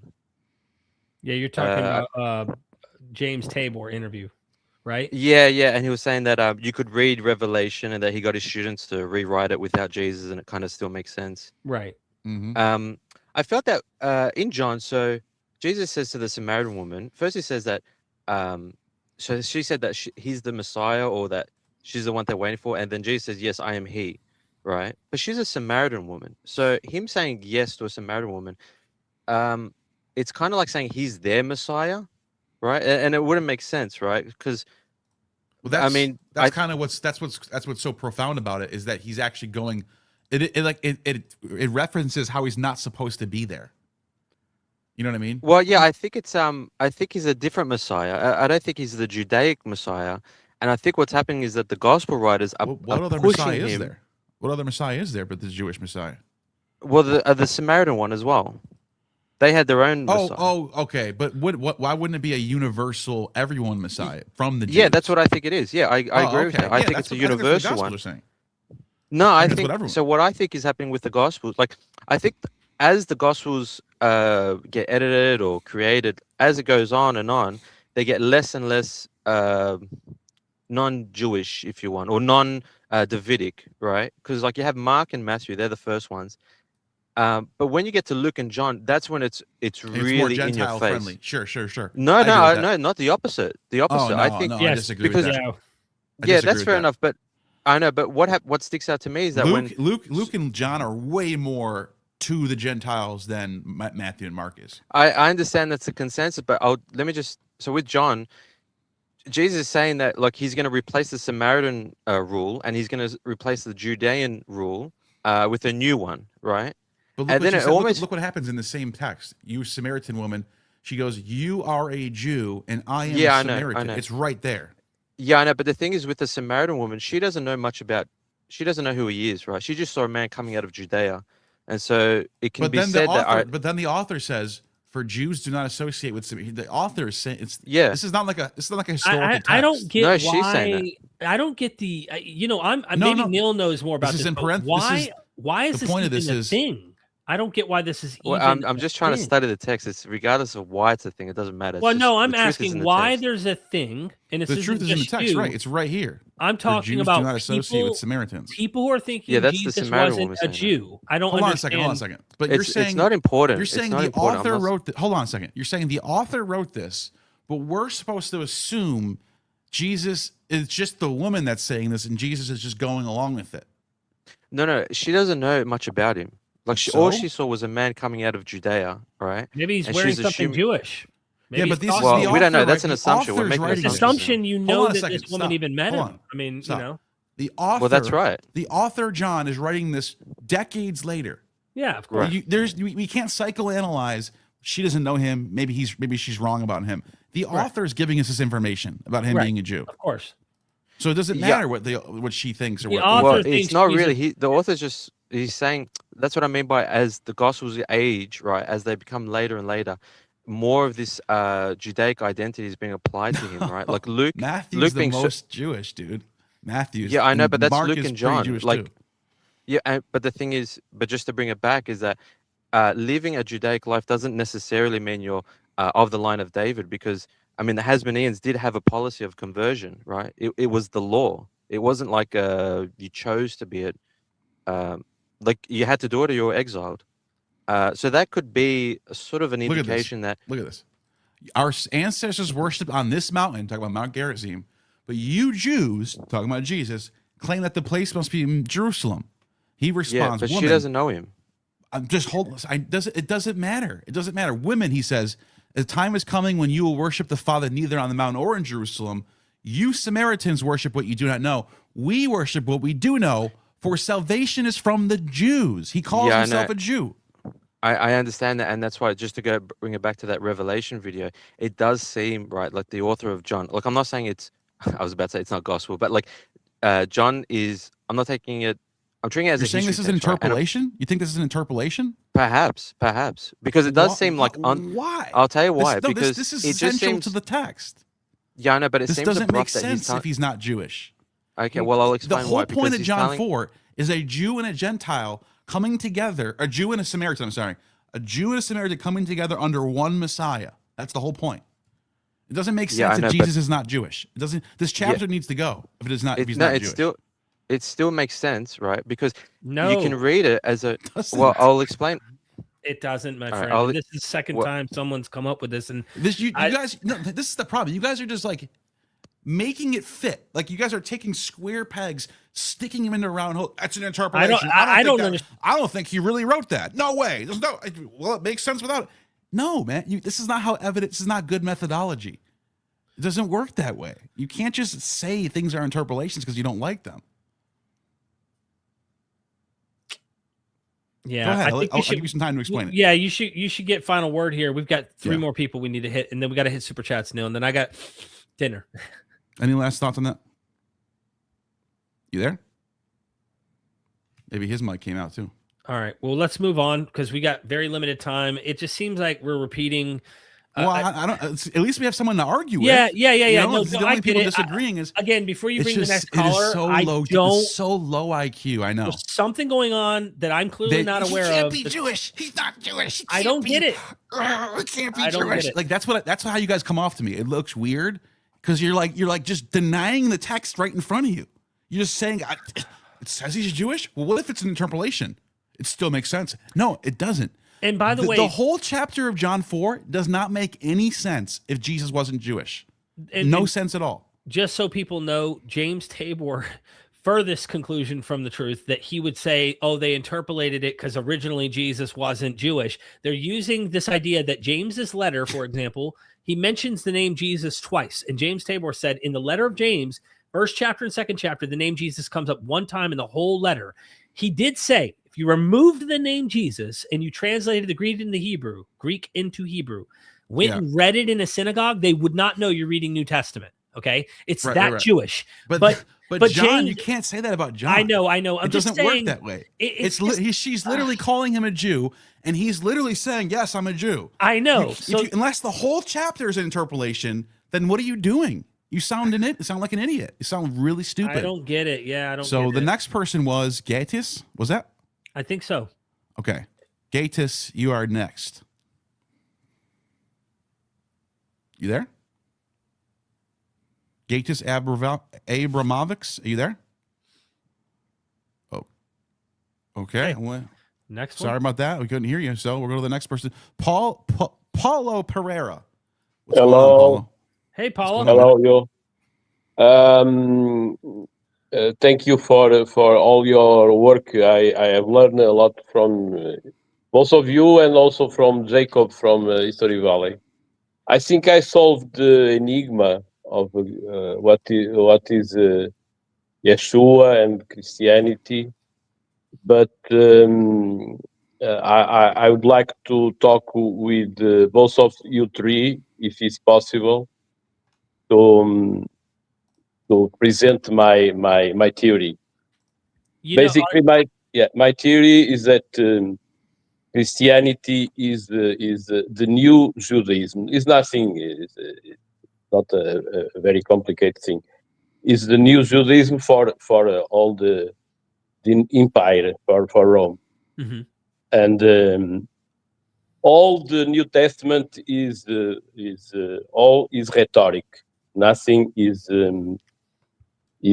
historical. It's all written in a way that to present the point. So the idea to create a new branch of Judaism that is the Nazarenes. That so Acts, the Acts of the Apostles, more or less, if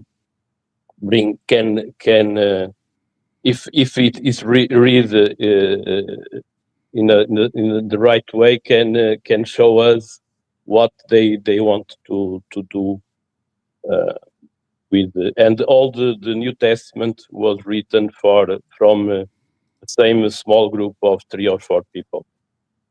That's my end. If you could possibly email us this in your hypothesis in more depth, like so that we can actually evaluate what your claims are, that might be different, because I think it's all. I mean, I don't know many critical scholars who would disagree with the idea that Christianity is trying to say they're the most authentic continuity with Judaism, that they're the real Jewish movement in Acts. That seems to be the goal in Acts specifically, Luke Acts. So if you have some radical different thing, email us the information. Yes, I think I know who wrote the texts and why.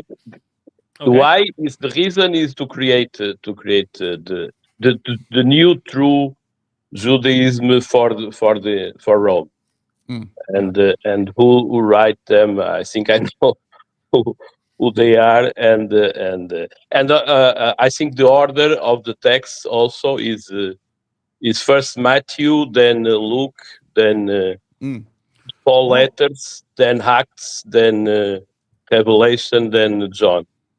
Interesting. Well, I mean, I don't know. I mean, you should probably write a paper, I guess. I don't know. Yeah, I was going to say. Yes. I have more or less the paper, but I would like to discuss that with both of you three, if it's possible. Yeah, please do. Thanks for jumping on here. I appreciate that. My email's in the private chat over here. Yeah, definitely. Where it is on the private chat inside the StreamYard on the private chat. So you can find it on the right of the screen. You'll see it. Yeah, it's also on. You can find it everywhere. mythvisionpodcast@gmail.com. It's simple.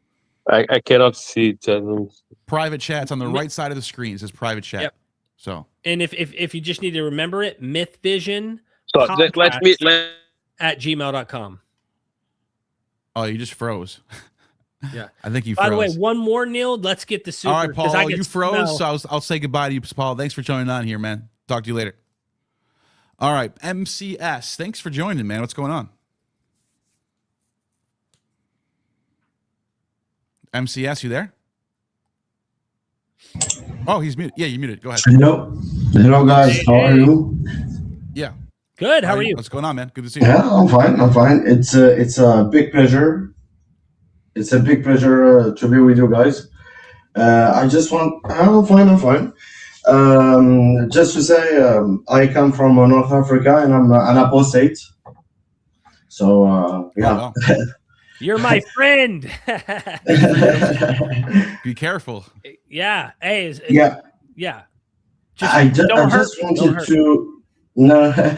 wanted to comment on a topic that I saw that a scholar came on and spoke about Islam, but he forgot. He said some things that were like being put as good things, but actually he left out the bad things of it. For instance, he mentioned Aisha, which is the wife of the Prophet, which he married at the age of 6 and slept with and consumed at the age of 9. And he forgot to say that Aisha has a book. She has her own diary. Are you talking about the last scholar I had on, Ahmed Al-Jalad? Not the recent one. Not the recent one. Not the one you posted today or yesterday. No. Not this one. I have no clue which one that is, my friend. But yeah, I don't remember exactly which interview this is. Yes, and I would like to share with you a book that a lot of Muslim apologets they really never want to talk about. I have it in Arabic, unfortunately, but there's a book that was written in the 2nd year of Hijrah. Interesting. Okay. And in that book, it recounts all the habits or sexual habits that the Arabic they say that the Arabic golden era. Yeah, they say the Abbasid dynasty. Yeah, the golden era of Arabics after the 2nd year of Hijrah. It states. Particularly, it states the habits, the sexual habits, and it's disgusting. It talks about sleeping with young. Be careful. We're on YouTube. You know, but this is written black and white. I understand, but YouTube doesn't care. Trust me. Yeah. Just okay, sorry. I would love. In fact, you know what? You got my curiosity, my friend. Can you please email me this, because I really want to see what you discovered, because it keeps getting worse. So humans are something. So in the private chat, I'm putting my emails like 4 or 5 times in the private chat already. Okay, let's do that. And I would thank you for everything. Yeah, thank you so much. I really appreciate it. Yeah. Thanks for jumping on. Thank you. Thank you. Be safe. Have a good one. You too. We gotta do these super chats before you go, right? Yeah, we have to. Yeah, you can't just leave people hanging like that. No, I really do appreciate it. This has been a blast. We got to do this again. Man. Where was the last one you left off on? So here we have this one was the last one. So are you sure? And then this one's we haven't done yet. See the book on institutional grammar I've linked. Yeah, we did do that one. No, we did. We did Toronto was next. Okay. We did AA meetings was next. Kevin, we got Kevin. Thank you again, Kevin. Oh, Kevin yeah, that's right. That's right. And we got this one. This one we didn't get. Jesus was. No, we did this one. Did we? Yeah, that was the last one. So, yeah, I said I hard disagree. I think he did start a religion. He was trying to get people to follow him. Okay, yeah. You must have. Thank you for that super chat, though. Yep. Okay. The next one is. Oh, we did this one too. Yeah, that was this. Okay, this was the last one. Okay, got it. And Andy Houting Aling 639. Thank you for the 5. Neil and or Derek, any literature recommendations for works that extensively catalog the parallels between Bible and earlier mythology? Bruce Loudon, obviously. Russell Gamerkin is just look up Russell Gamerkin on Amazon. He's got a few with Genesis, Manetho, Plato, the Hebrew Bible, that stuff. That's a good one. Argonauts in the Desert. I need to write one. I already planned on writing one because I've been putting so many of these documentaries and so many, just because of these questions, these super chats. Because, if I have to name 8 books for you to even get like 5 examples to dive deep into, and it's like we really need something that you can go, hey, this book has like all of these observations, and I'm not making them up, which there's plenty of books you can go probably on Amazon today with AI out now, where they just are making connections up and writing books or throwing them out there. But like they're based on rigorous observations from philologists and like people who really have a skill. And just that alone would be a Bible-sized book of material. And I feel like it's needed. Yeah, it is. But there's a lot out there already though. Bruce Loudon, wait, I know I'm missing something big. That's Oh, duh, Dennis McDonald. Yeah, Dennis is all into the Greek stuff. Yeah, so Loudon is into the Greek stuff and Old Testament as well as New Testament. I would start there. That's what I would say. Those are the ones I would recommend right now. Fun. So. Those are fun. Yeah. There's also looking at Mesopotamian stuff and Canaanite stuff too. Yeah. So, that's a no-brainer. But I do like getting into the Greek comparisons as well. You know me. Yeah. Okay. Yeah. But anyways, I actually, for the Mesopotamian stuff, I have a few books over here that do that. Anyways, whatever. Yeah. That's what I would start with. Here's this too. This is a good one to check out. It's called it's Robert Graves, of course, author of the Greek myths, and Raphael Patai, Hebrew Myths, the Book of Genesis. It's a little older, but it's still cool. And I think that'd be a fun. James Prickard, The Ancient Near East, Anthology of Text and Pictures. And all throughout here, it's constantly telling you, like, there's a lot of commentary on its relationship to the Hebrew Bible and stuff like that. This one right here specifically engages Jesus by Dennis McDonald. Mythologizing Jesus. It's an easy read. It's fun. I thought I was tearing up at the end. He asks his grandson, now that you've seen the connections and you've seen both Odysseus and Jesus, which one should you be like? Or no, he says, which one do you like better? He goes, I like the Greek story way better, Papa. And then he goes, but which one should you act more like? And he's like, I should act like this one right here, where he's not killing everybody and doing all sorts of crazy stuff. So it was really interesting at the end. Anyway. Yeah. But yeah, I would start there, and then you'll be able to find more after that on your own once you start getting through those ones. Yeah. So thank you for that super chat. Yeah, thank you. Let's see, what was that? Where Victor are we? Engelman. Oh, here we go. Yep. Victor Engelman, Jesus is circumcised with Luke 2:21. Exactly. But what is that? That is interpolation too now? Like, is there anyone else in the first century that circumcises their children on the 8th day of their birth or their life? I don't know anyone. I just don't understand. People are so adamant that he's not Jewish somehow. If I may ask, because I really am caught off guard by this. I really do not know what is going on behind. They want Christianity because Christianity is so central to Western civilization. Right. And they see it as like our culture. They don't want it to be Jewish. They want it to separate it from Judaism. They don't like Jews. That's what it is. So it's that simple. Yeah. Instead of just and look, if you really hate Jews that much, just don't be a Christian. Yeah, I mean, seriously. Why? That's because you can't do, like, look, does Christianity throughout history, is it constantly engaging in anti-Jewish pogroms and yes. But same with when you look at the Maccabee period, you have the whole sectarian, the high priest Jason was Hellenizing, and then he was being fought against the no dude. He was a Greek. He was a Greek. Yeah. He was not Jewish. The high priest Jason? I'm kidding. Oh, okay. I thought you were about. I was like, what? Kid with you. Yeah. Notice what I did there. Listen, the reason why I actually took it seriously, because Josephus says his name was Jesus or Yeshua, but he said he uses the Greek Jesus. So he says his name was Jesus, but he wanted to be so Hellenized that he changed his name to Jason. So like this happens in Judaism. This happens in all different cultures. There's always sects and denominations, and they fight against each other. So it's not a black and white thing. These issues are not black and white. Like that's why I bring up Socrates or Plato.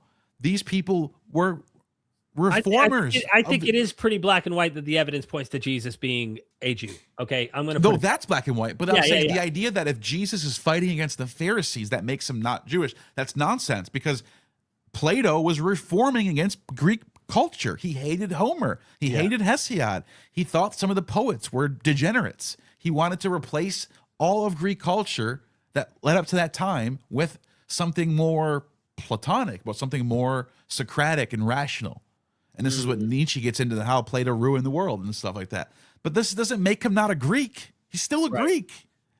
So it's just like, and Virgil borrows from Homer, but he's still you know what I mean? I don't know. Yeah, no, I get it. I get it. It seems like a conspiracy theory in light of real social issues in the world today, and it's just interesting. It's just not. I like arguing about it. I actually like when they call in. I like this conversation. Yeah, I mean, look, we didn't have any crazy, absolutely rude person, but it's like it really is. You got to go back to the drawing board. This isn't working, in my opinion. I just don't. It looks so low IQ. It looks so bad. Yeah. And then the weird thing is when you ask a straightforward question, hey, is there any primary sources of Mary being not Jewish? You'll get. The thing is, though, Judaism is weird. Like you can't get a straight answer to a straight question. You get some sort of like, oh, I don't want to think about, like, it's almost like their brain is like it's like doing this thing where, oh, I just got a question that's going to shatter my entire worldview. And they have to escape mode. They have to think of some way to get out of it. Yeah, and it's kind of sad weird to because watch. what I would like to do for these people that I think are sincere. I don't want this to be a jab as if they're not maybe somehow convinced for real and are honest in what they believe. But I would like to give them an alternative path based on actual education and actual like real historical methodology. I know, I'm just saying, maybe there's a few sitting on the fence. Maybe there's a few that will. Yeah, sure. Goes, sure. Hey, hold on. So if I'm that adamantly not a fan of Christianity, or this idea, I'm not going to like reinvent the wheel and pretend that the evidence doesn't suggest this. Maybe I find out that it's loaded mythology and legend, and it didn't. But here's the thing, Derek. Most of the people that I engage with on this topic are Christians. Oh, it's called CI. Well, now we're screwed. You ever heard of CI? Yes, Christian identity. Yes. Yes, and they think he has to be some Aryan. Okay. They're screwed. Yeah, that's so they got to find out some other way. You can't. Derek, I debated one of these people one time, and you know what he said to me in Paul's what is it? Is it Philippians? I think it is, where he says, "There's no Jew, there's no Gentile, there's no male, there's no female, there's no slave, no Scythian." You know what he said to me? What did he say? That you're not reading that correctly. What Paul is saying is that the Scythians are the chosen people. Dude, that's how he read the chapter. Yeah, you can't help that. You cannot. There's no help. It's brain scattered stuff. We're talking. Oh my God, you're so dumb. That's what we're talking about. Anyways. Okay. Well, I was speaking for people who were obviously maybe sincere, and if they are sincere, even in that, I would just say reassess your whole world. Look in the mirror. Do some real serious research. Home Rose, thanks for becoming a member. Really, really appreciate it. Pat in the house. Damn, I'm late to the party for tonight's live. You missed it. Pat. Yeah. You missed it. Neil suplexed 8 people. I came behind did the stone cold stunner. I'm just kidding. We had a blast. Andy Hugh, Houseling, you tried to say this earlier too. Haddad rules. Thank you. Pat says, oh yeah, thank you for that. Pat 907 says, Derek, I'm watching old clips of you and Josh Bowen. That's like 5 years old, man. Time is flying, homie.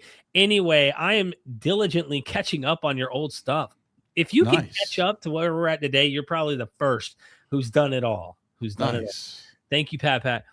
Platots, the Samaritans were Jews. They just thought they should worship on Gerizim, and that only a version of the Torah was authentic. This is an important point. They claimed, to be from the very same people group, Israel. They're just in Gerizim region. And yes, there was beef in scripture.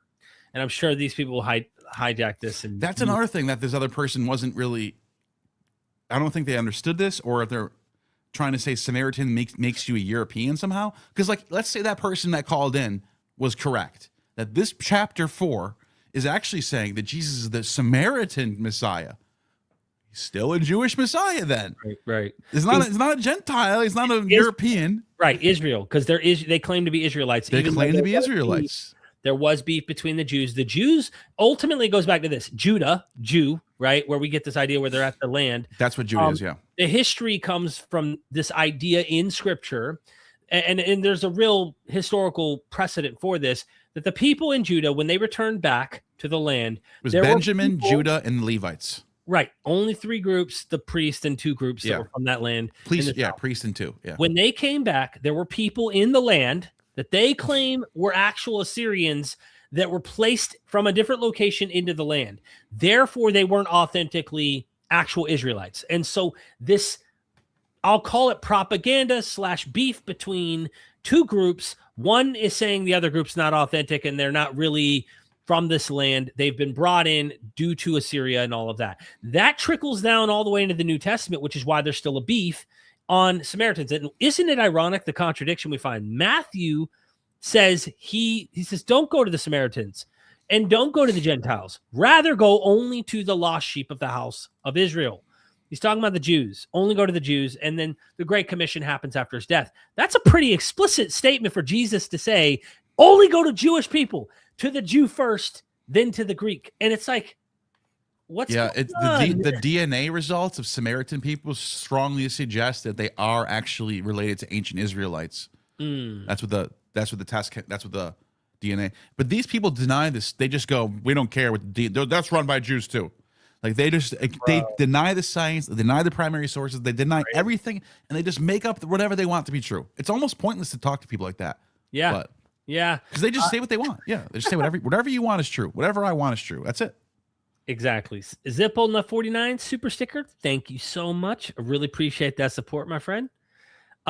Gratis Abramovics. Thank you. Cook Arthur B. has 3-volume books on Zeus, real good myth studies. Also, would y'all entertain this idea? Jesus was a way to deal with one temple breakdown in Rome, from Zeus to multiple gods and back. Jesus was a way to deal with one temple breakdown in Rome. You mean like they're roaming now? Is that what they're saying? I think I get what they're. The grammar is a little weird. I don't think they're talking about Rome as Roman Empire. That's why I thought it was a misspell. I think they're saying the temple broke down and now they're roaming, and so Jesus is the temple, but he's the temple of everyone that's in the diaspora. Yes. Oh, that's okay. what I would. Great. That's a great question. If that's what you meant, that's a great question, because he represents the new temple, which is universal. It doesn't have to be. And this goes back to Philo's theology. This is why Philos is a big deal, because this idea is pre-70. This idea is pre-70, but the establishment of it makes sense after 70. Yeah, and one could argue that after the Roman Jewish War, you know, some of this theology we find in the New Testament of this universalizing, oh, you worship on that temple, we on that hill, we worship on this one, it'll be everywhere, right? That's exactly the passage in John 4. That could just be simply also a reaction to the war that happened. And it's like, listen, we need to stop having these temples at these very specific locations for worship. We need to just make it anywhere and everywhere, because the devastation to the God of Israel that happened by Rome in that situation, the Romans believed they killed Yahweh. Mm-hmm. And it wasn't just sacrificing Jesus as Christians do in their atonement. We're talking about the God of Israel was dead. They killed him. He hasn't been back since. That's how they see it. Yeah. That's pretty rough stuff. It's pretty rough. Yeah. Yeah. I mean, carrying all of his ornaments out of his sanctuary and everything. Do you know, Derek, that right before Muhammad, in around 602, 603, there was a Jewish Messiah claimant from Babylon who came and tried to he had a bunch of Persians behind him that backed him up to fight against the Romans. He went to sack Jerusalem and failed and got killed. So right before Muhammad, there's another Messiah claimant who fails. It never ends. Yeah, and then obviously we know about Julian the Apostate. He actually wanted to let the Jews build their third temple just to get at the Christians, and then never materialized. My gosh! So there was a few times where they tried to make it work, it just never worked. And right now they're trying to still do it. It's so wild, bro. It's wild. Dave RC, thank you for the super chat. They don't like Jews. They want to portray Jesus as someone who saw the truth of Jews and started a new religion. That is what Nazis did. Both Judaism, Christianity are false, but still central to the West. Interesting. Yeah, I mean, look, is there some truth to the idea that Christianity's and through, like, you know, Jesus's figure in the Gospels, like, where obviously they're written by someone else, and maybe he didn't say it, maybe he did. Maybe all his quotations are all fake, maybe they're not. But the point is, whatever we have now from the Gospels, from the epistles, from the church fathers, is there some truth to the idea that they are anti-Jewish? Yes. They're not like, oh, the Jews are our brothers in arms. No, they're not. They're like, oh, they rejected Jesus. They're going to face the consequence. Yes, that is true. Mm-hmm. People need to be aware of that. But they still are coming out of a tradition of the Israelite prophets, the Jewish Maccabees, the temple. They're still coming out of that tradition. They just see that there's two directions going. Christianity goes in one direction, right, and then Talmudic, rabbinic Judaism goes in another direction. Right. They're both post 70 AD kind of things that happen. So, like, yes, they have an opposition to each other, but they're both from the same origin. Mm-hmm. That's the best way I would put it. Yeah, and again, the idea that it's central to the West. I mean, historically, yeah, this has been the religious tradition dominated by people in the West. It's sad that we're in this predicament that they feel that they have to do these kind of crazy things, you know. Michael, what's his name? A philosopher. I forgot this guy's name. One of my favorite philosophers. He says that the Western tradition goes through Jerusalem and Athens. And as much as I oppose Judeo-Christianity, he's right. It's just undeniable. It's just true. Jerusalem is one pillar. Athens is the other pillar. You know? Yeah, yeah. Mr. M.R. Anderson, thank you for the super chat. Wait, Jesus was a Jew?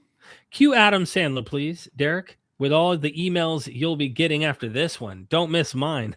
Good video today. God bless both of you. Thank you so much for the super chat. Really appreciate that. Thank you for that. Yeah, Dave RC, thank you for the super chat. Christianity originated in a Middle Eastern Jewish society ruled by European polytheists. It is influenced by both Greco-Roman ideas, Judaism. Yes. No doubt. Absolutely. That's 100% where most scholarship is now heading back because the pendulum swung. And there is a real historical precedent in scholarship for the sensitivities that were around Judaism after post-World War II, where there was a lot of Greco-Roman research back in the early 1800s or in 1900s. Then the pendulum swung, and then it became, we can explain everything through Judaism. And then scholars start realizing, actually, you can't. There's a lot but it is true that in the 1800s and 1900s, there were scholars trying to explain everything through polytheism, through paganism. Yeah. Like it was completely pagan. And a lot of the method was not always. It was just like, it sounds like this. Yeah. It sounds similar. It's the same, you know? Yeah. They've gotten better over time. Season of the Rat. Thank you for the super chat. These people, deniers of Jesus as a Jew, would benefit greatly from Marcion, but they hate Marcion as much as they hate Jews. Wow, that's crazy. I don't even know if they really know Marcion. It'd be worth giving them a dose of a Christian who... No, a lot, actually, you think? Erval is a Marcion, considered of a Marcionite. He's one of these people who like... Oh, really? And he was like, I'm a Marcionite. I think there was two gods in the Old Testament. One of them was the father of Jesus. The other one was like the devil or whatever. At least you think you're thinking about these things more coherently. I'll give him that, right? I don't have to agree with him. I'm not agreeing. Right. I'm not saying I agree with him, but at least he's thinking about it more coherently. Like, be a Marcionite then. Like, do it. Like, go the full length. Be a Marcionite. Yeah. You just ignore John, Matthew, and Mark. Take Luke, Acts, and that's it. And cut out a lot of Luke, Acts. Yeah. Go find Marcion's original gospel. Take the 7 epistles of Paul and start your Christianity that way. Be a real theologian.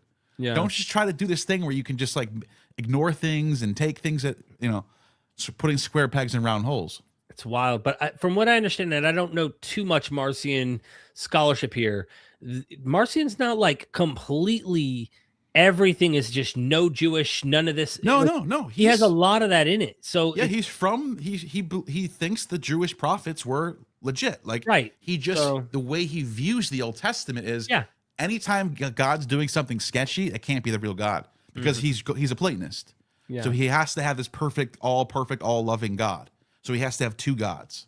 He's forced to. The Deadly Dan in the house. You have to do more of these shows. Good on both of you. Thank you, Deadly Dan. Appreciate that. Yeah, we want to do more of them. Barbacoa? I probably messed that up. Thank you so much. Joseph was a tecton, and Jesus is a tecton and the son of a tecton. The demiurge is a cosmic tecton. Is Jesus the son of the demiurge? Interesting. I mean, those are different words. Tecton is more of like a skilled laborer type of thing. And a demiurge is like a craftsman. They are connected, I guess. But I don't know if that makes a lot. I don't know if I can jump that far. It's like, it's interesting though. Yeah. I think. I mean, I get that'd be like a theological interpretation at the end of the day, because we do get some of that in Paul. But even that is up for grabs. That some scholars, like you said, there's some scholars who are saying that the letters of Paul we have aren't the letters that Marcion had, which were earlier than the letters we have.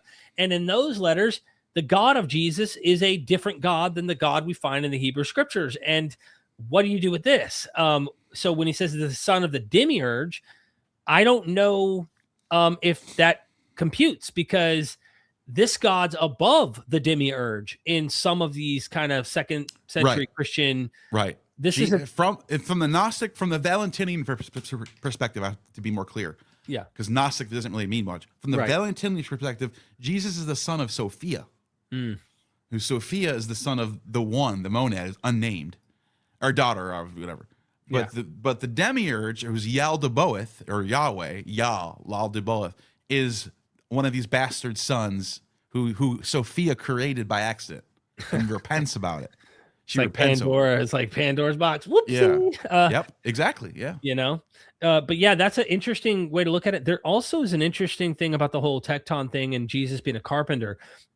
Justin Martyr mentions that's what tecton means, carpenter. Right. Well, it can also mean stonemason. It can mean several different things. And there's a gospel that we don't have in our New Testament that Justin Martyr's depended on, which is why I like getting into how are these second century Orthodox fathers using all these non-canonical texts for details about Jesus. Come on now. We got to get into that. That's what I talk about in my video, First 300 Years of Christianity Was a Lie. One of the oldest Christian texts we have is the epistle of Clement, and he's citing, I think the name of the gospel is the Gospel of the Egyptians, but I might be wrong. It's one of these Gnostic texts where there's what's it called? The bird that dies and resurrects, the phoenix. Yeah. Where there's a phoenix that rises up in Arabia and flies to Heliopolis, and he literally cites this text perfectly. And so, what's going on there? Like, anyways, what do you do with that? What do you do with that? Thank you, Barbacoa. I'm saying it right. Pat 907. We are MythVision. I had to. Love you, Pat. Thank you so much for the support. We also 66 super chat of the night. Wow, between our channels, that's awesome. Yeah. Gaddis Abramovics. I always butcher this. I'm sorry.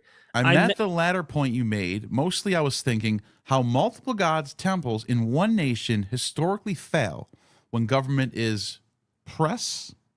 They reinvented Zeus' story and made Kronos the Old Testament god vibe. Oh, okay. How multiple gods' temples in one nation historically fail. Yeah, I mean, the Romans, the whole Roman imperial cult was sort of designed in a way where every city, every polis kept their traditions alive. So the Romans kept the priesthood of Jupiter, Optimus Maximus, and the triad, the Aventine triad for the plebs, which was Bacchus, Ceres, and Libera. And then you have the Capitoline triad. That's all Roman. It stays that way. But then you go over to the cities that they conquered. So Athens has the Eleusinian mysteries. Samothrace has the Samothracian mysteries. Alexandria has the Serapis stuff. Jerusalem has their stuff. Everywhere you go, and then like the Syrians still worship Elagabalus and whatever. Great Mother and Pessinus, whatever you want to do.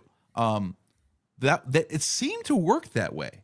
It seemed to have they had the Pax Romana. There wasn't a lot of You don't read about a lot of religious rebellions. There wasn't a lot of religious tension back then.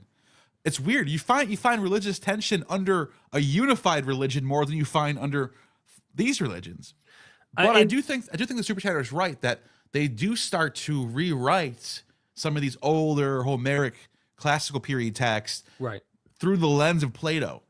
So you start to get more of morality involved in the gods. Kronos does appear in a way, like a Satan figure. He does. He is like the one Zeus has to dethrone, and he's the one that eats his children. Like he does kind of have that. But Pretty then again, rough. you do have some people talking about the golden age of Saturn. So but it depends on what text we're talking about. And not only that, like if we go back and we're genealogically looking and seeing where the tentacles reach, Kronos and various other gods. I mean, you can go to Enlil, you can go to all these different deities that behave in a way like Kronos. I think of the Ilikumi poem, right? The Ilikumi story that goes on and describes the god there with Kumarbi and all that. Like there's all sorts of interesting overlap. But I think specifically, just to address this before we let the super chat go, they reinvented Zeus's story and made Kronos the Old Testament god vibe. I think that happened based on what you just observed. The philosophy forces these older texts to look bad. Yeah. And clearly they're going, that doesn't work. Now others will, that's why apologetics exist, in my opinion, is they have to make excuses for these problems. And so now they're having to go, oh, well, that's not what that means. It's not slavery. It's not, whatever the list might be, for the moral issues. And it's like Marcion saw it. He didn't even beat around the bush. He saw it like maybe many of the philosophers saw their own writings and went, nope, Zeus is not good here. Sorry, that can't be Zeus. That's a false god. That's a false myth about him. Or they might have allegorized like Athanasius or someone who's like trying to say it's metaphorical. It doesn't mean what it actually says. Origen did that too. And it's funny to watch them like, yeah, he hit her in the face. No. Hit means something powerful. Face means your front perception of what you portray to people. And so, like there's like, no, dude, he hit her in the face, like, why are you reinterpreting this ugly passage? Humans do that, What do you do? Anyway, Neil, we hit the 66. That's like a good number, I think. We should do this again. And I am starving. I would love to do these again, and we're almost 4 hours in. So anything you want to get off your chest? Yeah. No, I think I've said a lot. I want to do more of these challenge us things. I want to do a lot of them, at least once a week if we could. I'd love that. Vesper, I see you in the back. Look, we're at the end of the hour. I would like to do this again and then have you come on. Hopefully your audio will work. Didn't we do? We tried several times. My wife, I could smell the amazing cooking, and I'm like, oh my goodness, I'm so hungry, man. I really do appreciate you doing this with me, and I know Jacob Berman was going to pop on earlier to address the whole Ralph Ellis thing, and he was trying to say in the private chat at the time. I didn't see it till after. He said, hey, let me on. He said, I need to tell him Isis, Manu, never existed. Yeah, that's true. There's no... so this is the thing that Ralph talks about in his book. He keeps calling him Isis Manu, Isis Manu, Isis. There's a guy named Isis Manu. There's not a single primary source from antiquity where a guy is mentioned named Isis Manu. In fact, Isis doesn't even exist. His name is Izates. There is a manuscript, there's a Josephus manuscript, where his name is shortened to Iza. It's just to shorten his name. It's like when you see Jesus' name, IHS. It's literally a manuscript tradition. The name is shortened. It doesn't even say Manu after, and there's no S. So it's Iza. So he literally uses that to go, Isis Manu. It doesn't exist. You're making up a name. It doesn't even exist in history. Yeah, and I think that's what Jacob was going to come on to try and explain. And look, I try to turn something that could easily be negative into a positive and just point out like all that was part of my journey, to where I'm at today. No offense. I mean this with no offense. But when I hear someone say, I love the work of Ralph Ellis is really it doesn't look... No, I'm not going to be mean. I mean, if you say it's part of like... It's just like, I almost kind of go, what? Are you serious? Are you serious? I say stuff like you'll hear me say, hey, I gnawed on zeitgeist to begin with. You know what I mean? And that's my beginning. And Ralph was part of that beginning. Then you start to realize there's critical. I never read any of the critical material that people had observed. And then I started to look. With zeitgeist, though, even though they really stretch the evidence, they're not actually lying. You can actually, if you actually trace, and what's her name? The guy that Paul Joseph didn't write that. It was what's her name again? MD Murdoch. Yeah. If you read her book, she uses the Addis Hilaria for one, obviously. She talks about the Osiris stuff. What she's doing is she's taking Osiris did this, he did this, he did this, and then she goes way later to Macrobius, and Macrobius says they're all the same God, and then she uses that to say they all had 12 disciples. Solar, so she's not as dishonest as Ralph. Ralph literally just makes shit up. So what I will say about Zeitgeist, it stretches the evidence way too far, but it's not really lying. It's just stretching the evidence. Ralph lies. There's two different things there. So just want to make that clear. I mean, there are some mistakes clearly in the Zeitgeist. When you pick it apart, there are some over comparisons. Yeah, stretches the evidence. Yeah, it does. If it was clear about, here's the reason why I'm saying this, Macrobius makes all these the same God. Therefore, I'm putting them all in together and I'm saying they all have these. Then we would go, okay, that's kind of silly. But you're right. It is dishonest in that sense. Yeah.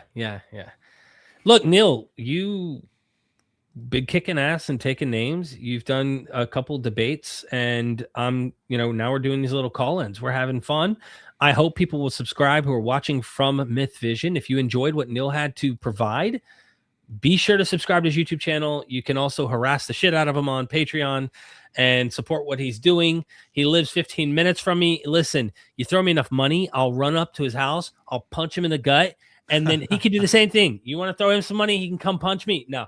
But seriously, it's been a journey. We're on a journey. We're on a path, and we're trying to figure this out, Yeah.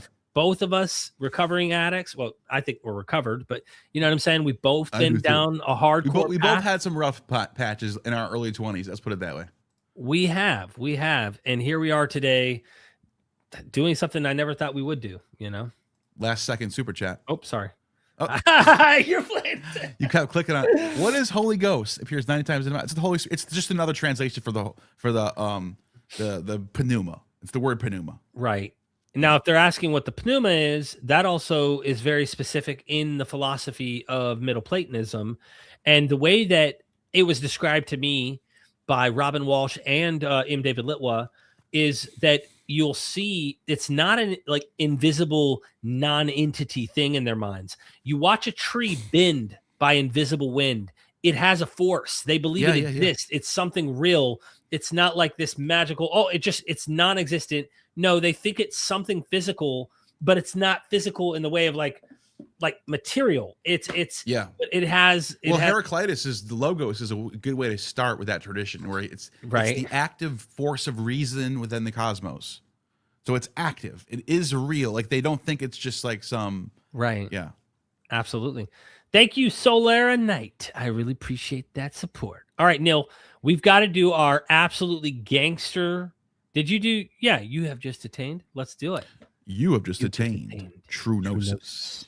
And we are MythVision. I think we got them all right. Nobody's super chat. Okay, let's wrap things up. Yeah, hit that outro. You got one, right? Yep. Love you. Thanks, everybody. Son, do you want to know what the truth is? After this, there's no turning back. You take the blue pill and you wake up in your bed and believe whatever you want to. You take the red pill and you stay in Wonderland, and I show you just how deep the rabbit hole goes. Remember, all I'm offering is the truth, nothing more.